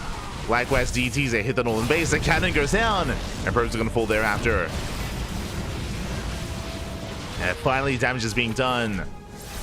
Probes are falling. Jumy getting pulled apart. Likewise, War Prism into the main, denying an upgrade. +2 is denied. Jumy wreaking havoc. Did lose 9 probes, but there's a massive warp in the Stalkers back at home. Oh, the move command! No! Oh my god! Gerald! The move command! Runs through the army, bleeds out a couple of units. And 10 probes going to be going down. And the damage she dealt before, I mean, now it's reciprocated. Jumy moving out towards bottom left. Gerald out of position. Did race over. And this base is going to go down. Gerald know where he needs to be. Instead of going for a counterattack. I do like this. And this one he has to. He's going to commit. Trading a base for a base. Jumy recalls back home. Yeah,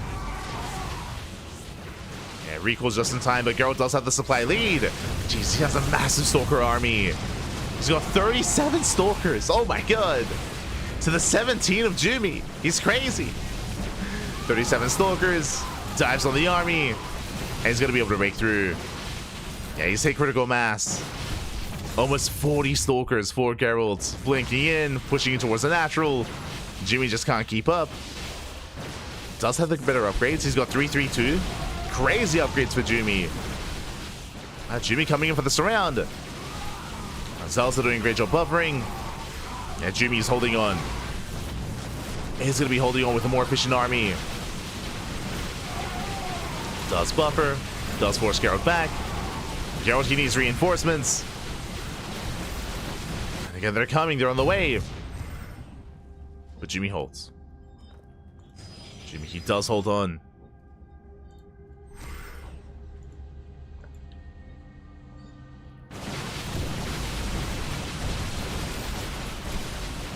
He's going to be holding, catching out more of these Stalkers. Better concave here, better engagement on the ramp. And Gerald, this is just a rough trade for him. Again, remember, he's just down in these upgrades. He just has worse Stalkers. He cannot trade head-on like that. And Gerald, he lost 2 bases. If you recall, he lost 2 expansions. He doesn't really have much saturation going on. He's long-distance mining. He's oversaturated. He has no sustain. He has no sustainability here. Gerald, he's running out of steam. And for the first time in a long time, Jumy takes a massive supply lead of 40 supply.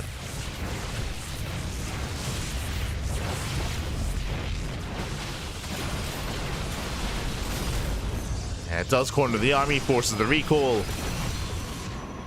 Forcing Gerald back. DTs, they do hit the expansion. I mean, a lot of probes are falling. He can even snipe the expansion.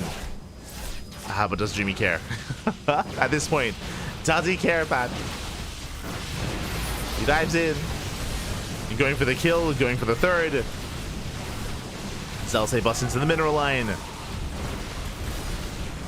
Gerald, he can't quite keep up. GG gets called, and Jumy takes a 2-0 lead and is one game away from becoming this week's champion. GG. Oh my god. Jumy. A very chaotic game. Very chaotic. Very, again, uneasy game as well, to just be stuck and locked into this kind of like low tier army, just purely gateway units, purely Zealots and Stalkers. There was that one time that Gerald made one Immortal. There was one Immortal made in that game. That was it. That's all he ever made. Even Jumy had a Bay, but never went into Disruptors. He had like 2 Robos. He had 2 Robos, he had a Bay, but never really embraced Disruptor production. Just purely Blink Stalker Zealots. There were definitely times, there were moments for Gerald, but there were fewer and farther between. For the most part, Jumy, he was upper base. He was upper base, up an expansion. He got to afford some of these trades with the greater economy. Jumy got away with better upgrades, you know, with a second forge into shield upgrades, armor. He had 3-3-2 at the end of the game, just had a massive upgrade lead. So in these head-on fights, I mean, he was just out-trading Gerald. It was just out-trading him, even at times when Gerald did have a much larger Stalker count. Even then, wasn't quite enough. Was not quite enough. And with that, we're getting into potentially the final game of the series. Potentially. I mean, coming into this, I was not expecting a 3-0 in either direction. Either for Jumy or Gerald. I was expecting more of a back and forth, but Jumy is one game away. One more game is all he needs. And we're going to be loading into Abyssal Reef up next. Let's go. Let us go.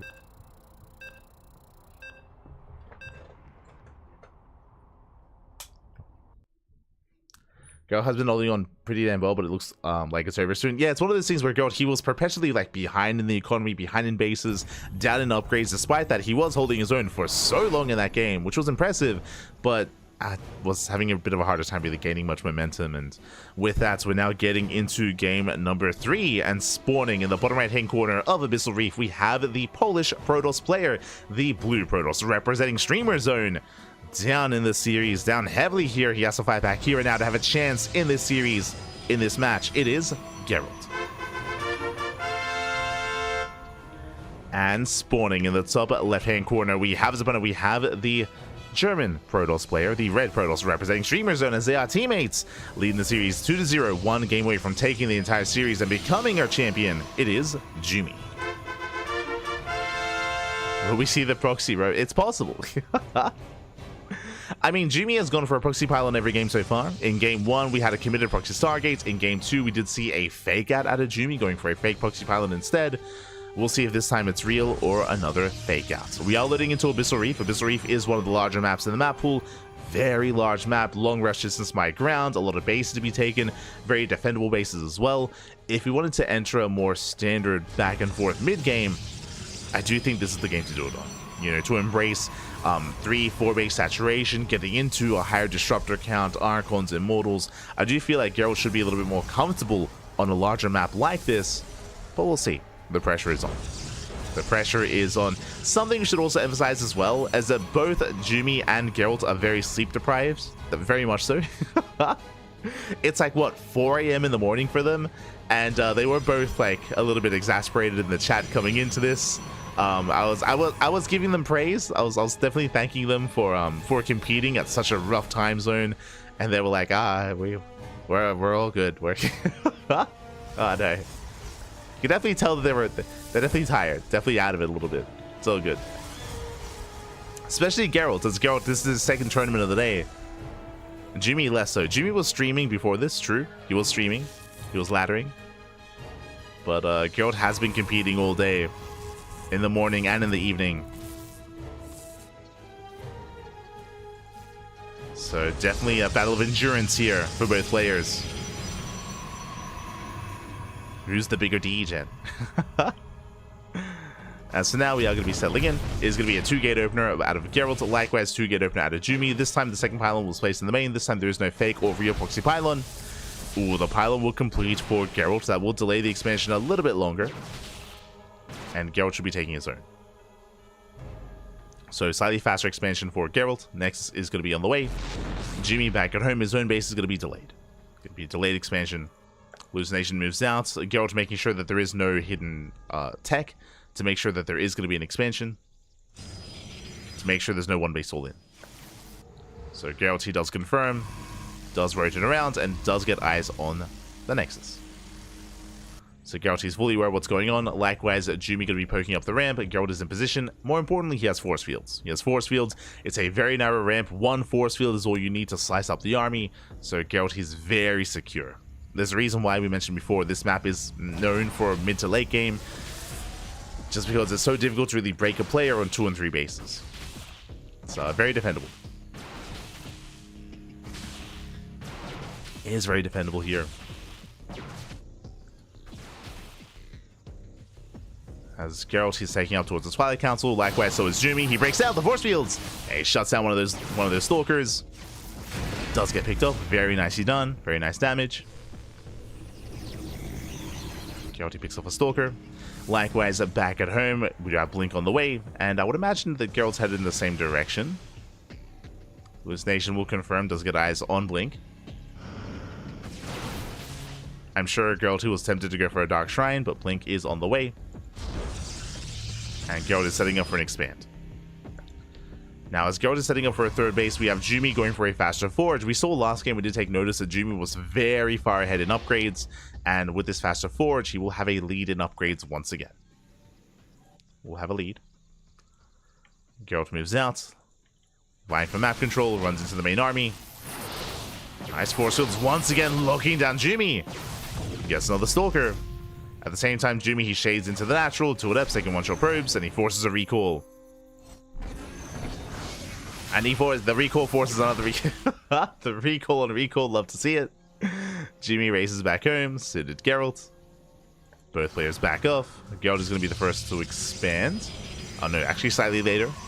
Both players expanding, both players taking their thirds. We're calming things down, and we're building up.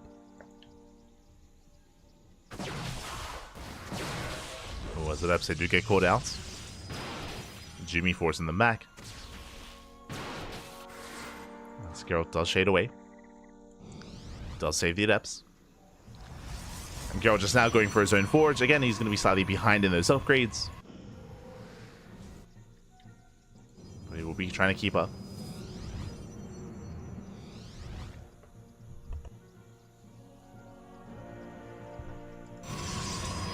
He's going to be keeping up.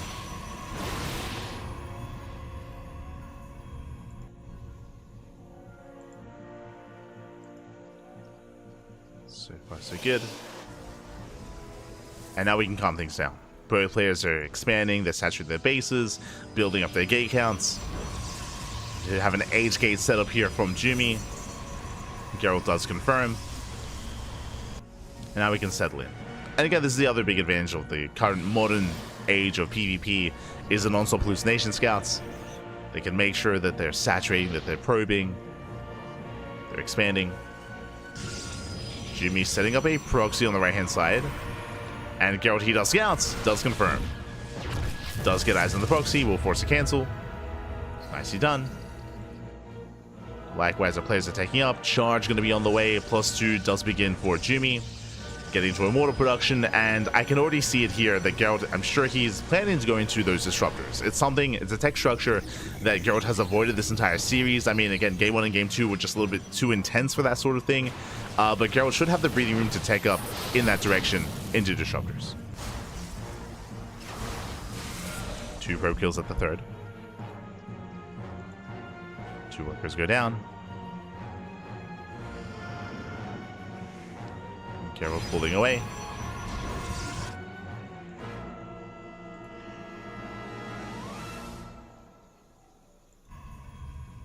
And we can settle down. We can calm things down. We have Jumy taking his fourth. Gerald's a little bit later to do so. Gerald instead taking up, going for a Dark Shrine. Jumy is heading in a more standard direction, going for the Temple Archives. This should be for Archon production, so Stalker, Charge, or Archon, Immortal. Standard stuff. And we mentioned before, I mean, we always try to bring this up, but Gerald, he is one that typically does skip Temple Archives and skip Archons. He's one to be waiting for. This is what Gerald is known for. His signature move is to rush into Disruptors. Something that he hasn't done at all this series until now. Just because we can finally settle into a more standard game. So Disruptors on the horizon. We'll see if Gerald can get there, though. He needs a little bit more time.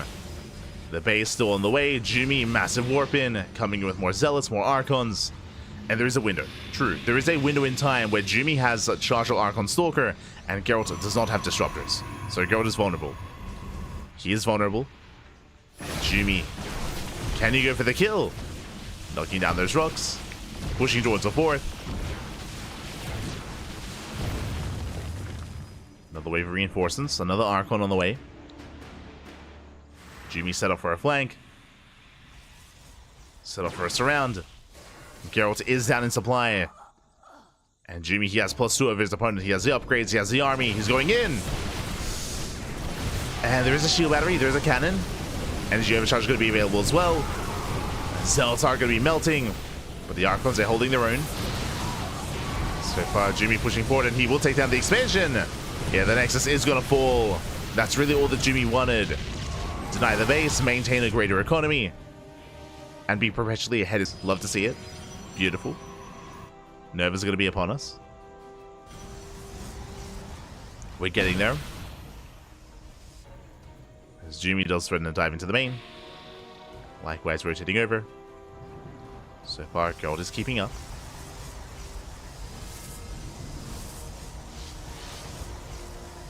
He's going to be rotating around. Nova goes up. Ooh, massive connection. Yeah, the first Nova does connect. There's a second Nova here available as well.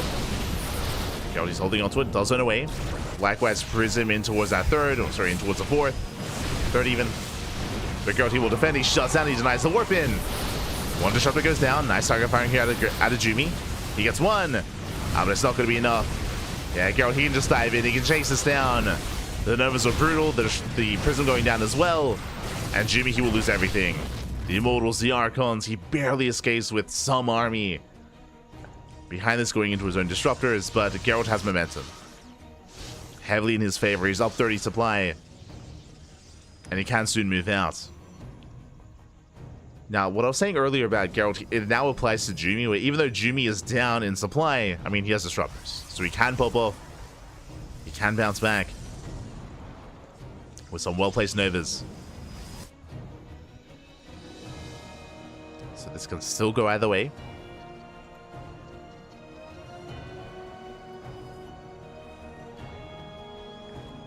As both players are building up. Stargate on the way for Jumy. This could be the beginning of Sky Toss into a Fleet Beacon, into Carrier or Tempest. Speaking of, Stargate also on the way for Gerald. Both players are taking up.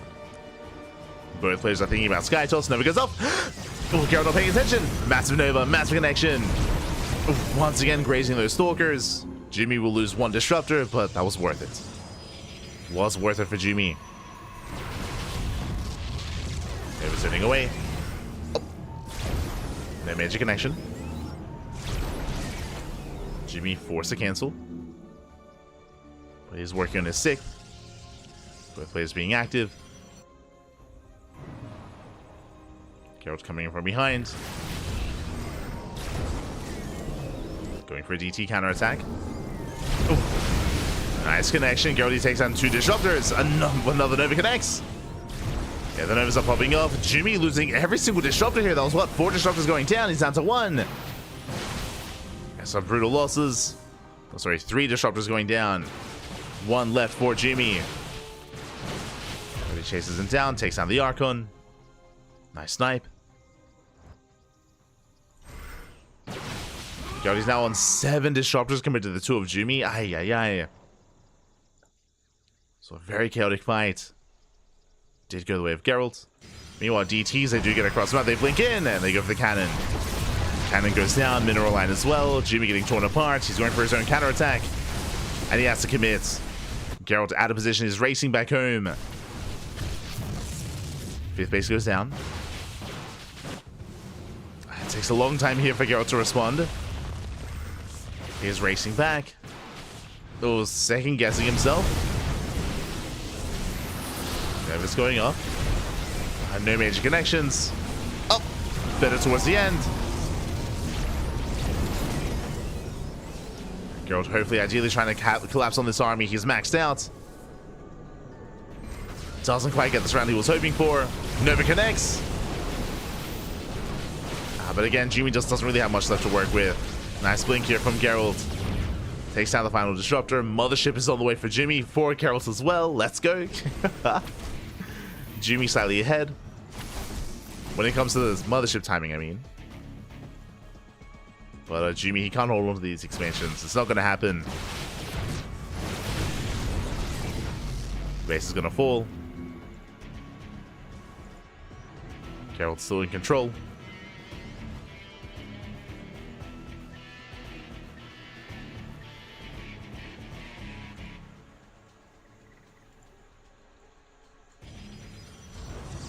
This is Jumy that other player was playing for. Exactly.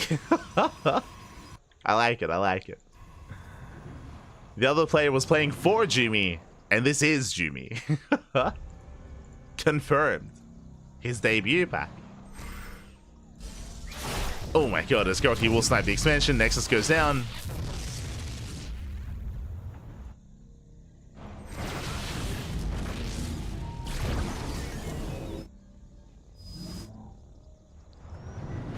Jumy down to 4 bases.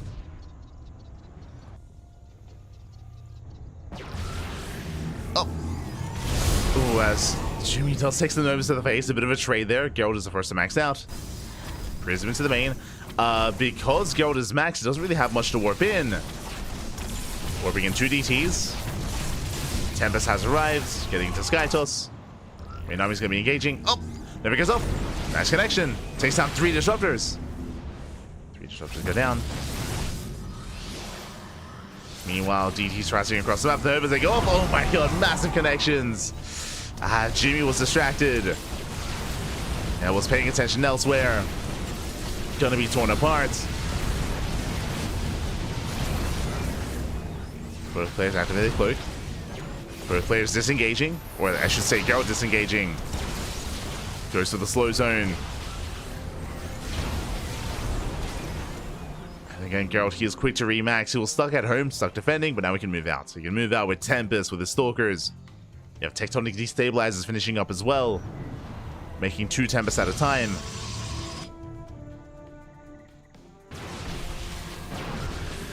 Jumy can't maintain these losses. Oh my god, massive connections! The Novas, they pop off!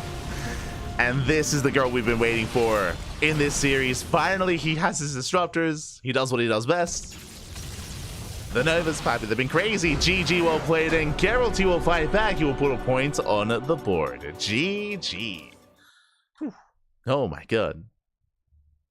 GG, well played. Gerald, this time finally able to embrace a stable economy on 4 bases. Did struggle taking a 5th, but he was able to tech up into his disruptors. We saw the Novas pop off heavily in favor of Gerald. Did pull Jumy apart, not just with disruptors, with DT counterattacks as well. He was sniping mineral lines. He was sniping bases as well. He was all over him. And with that, we have a series. We have a back and forth. Gerald, he does fight back, but it's not over yet. It's not over yet here. Gerald, he's still up against the wall. He's still... Jumy is still on match point. And Jumy still only needs 1 more win to be our champion. Gerald, can he force the ace match? We're here to find out. Here to find out, as our next game is going to be on King's Cove.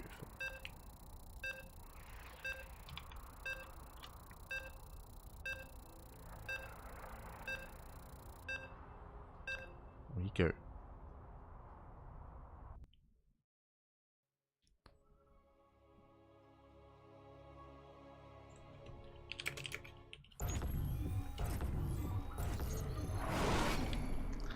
As spawning in the bottom right hand corner of King's Cove, we have the Polish Protoss player, the blue Protoss, fighting back in this series, putting a point on the board, and can he bring us to the ace match? I mean, I'm hoping so.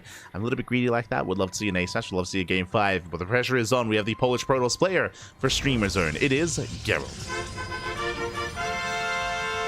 And spawning in the top left hand corner, we have the German Protoss player, the red Protoss representing Streamer Zone, as well as their teammates.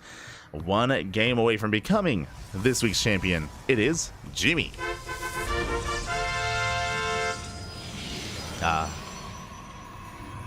The infamous Jumy. For so long, they've been playing for Jumy. And now, he's playing for himself. He's playing for himself, Pappy. Crazy, crazy. Let's go. As we are spawning into and loading into one of the larger maps in the map pool.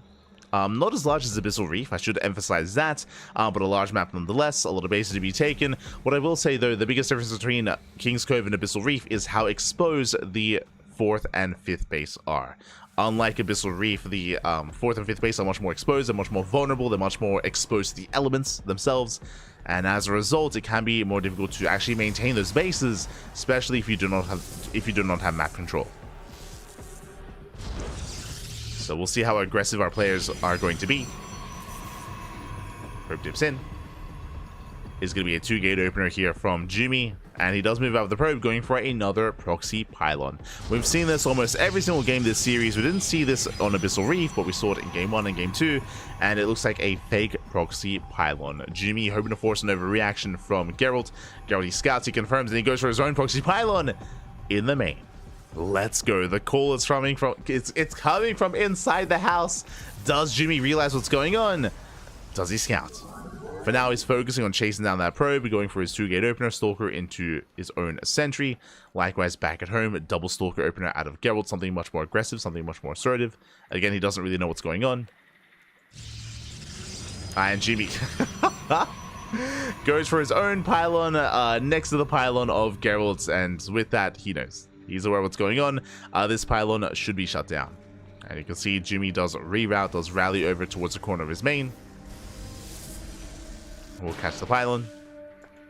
Again, this is not the first time that we've seen Gerald go for the pylon in the main. We saw this earlier in the previous series as well. Did see this in Gerald's series against Creator, I should emphasize. And Creator was also able to shut it down. Eventually. Meanwhile, pylon block across the map. Meanwhile, Gerald, he scouts, he confirms, and he does find the pylon. Very nice scouting pattern here from Gerald. He does skirt around the edge of the map. He does confirm the fake proxy pylon. And now he knows he can just calm down. He can just settle in, build up back at home. Did go for his own Stargate opener, Stargate into Oracle. Meanwhile, Jumy opening up Twilight Council. Okay. Both players going to be expanding. Jumy, of course, does re-rally over towards that pylon to save it. The army gets scouted. Gerald, he's aware he's in danger. And we should soon be seeing a recall. Pylon is going to go down. One more volley. There's a recall. Just in time. And the pylon, the Stalker is going to be saved just in time. Does race back home. Clutch moves there by Gerald. Does make it back. Blink is on the way for Jumy. And Gerald is going to be a little bit further behind there in that sense. He does have that Oracle. It's moving out across the map. Jumy checking his vision. He did scouts. He did scout the Stargate. He's ready for the Oracle. Stalkers are in the main. Shield battery as well. Jumy is ready.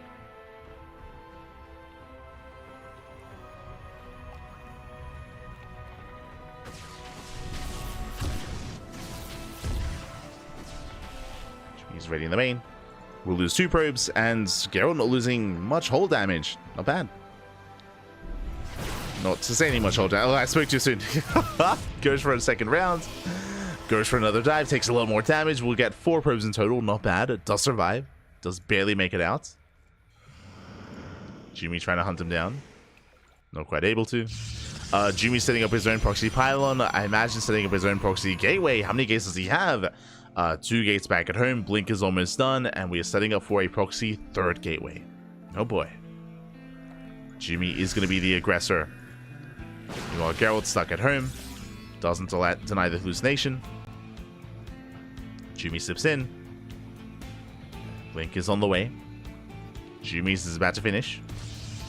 There's that proxy gate. You can see Gerald, he's scouting for any proxy locations. He checks his own 4th. Checks further back. And barely does miss the actual proxy, but he will see out the army. Does spot Jumy. And Jumy blinks in. Remember, Jumy has blink, and Gerald does not. And Gerald is getting caught out. He's getting caught out on the map. The blinks, they punish him so hard, and we're losing too much.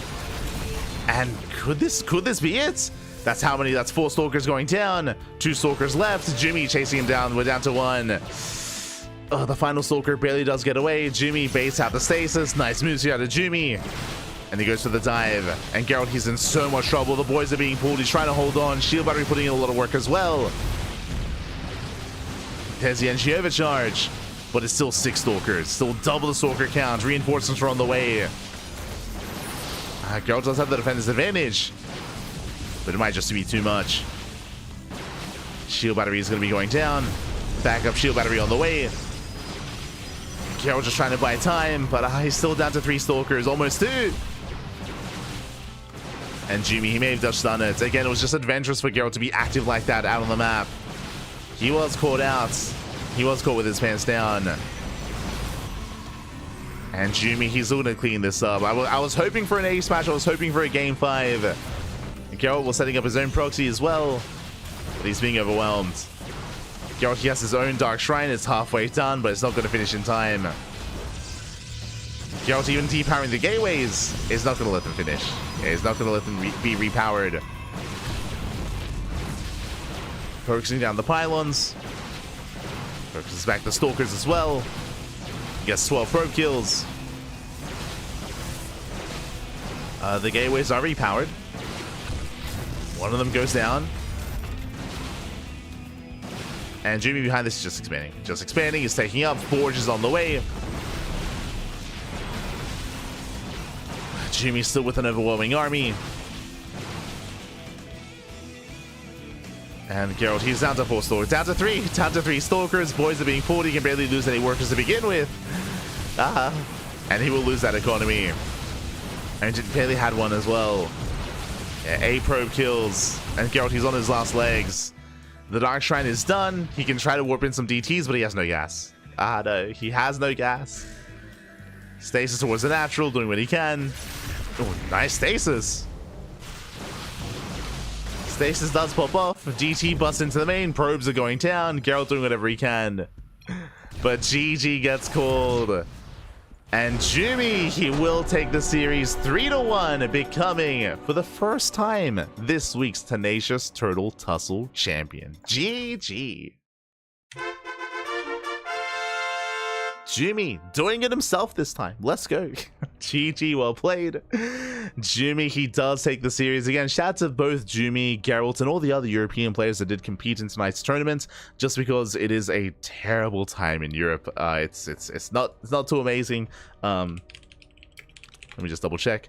4 a.m. Sorry, almost 5 a.m. Almost 5 a.m. in the morning. Jesus, very late in the land of Europa. So, GG. GG, well played. Get some sleep, Abby. Animal. Just like a bobber.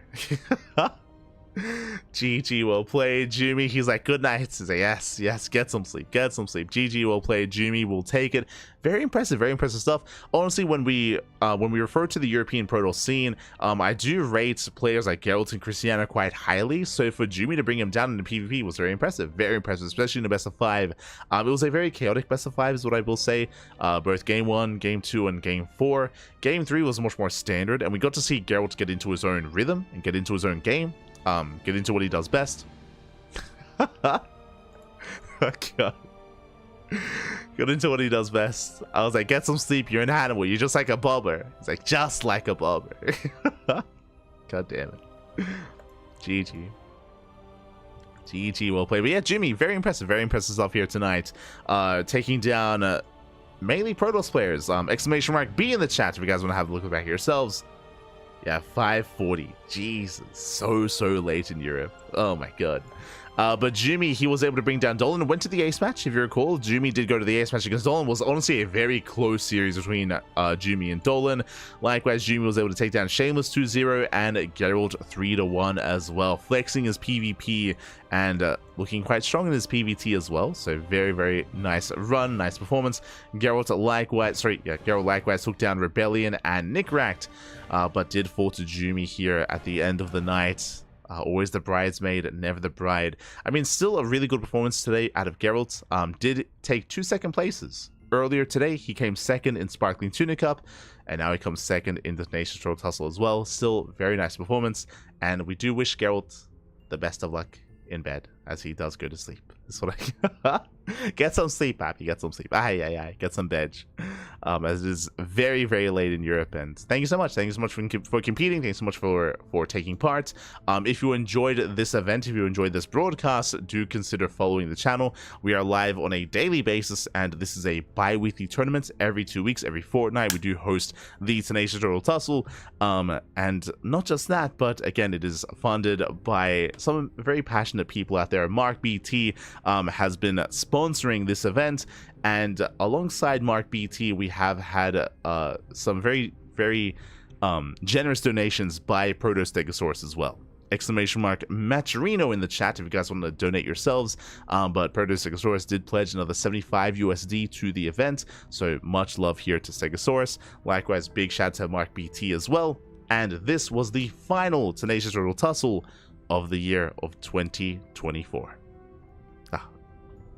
It's been quite a year. But that was the final event of the final Turtle Tussle of the year.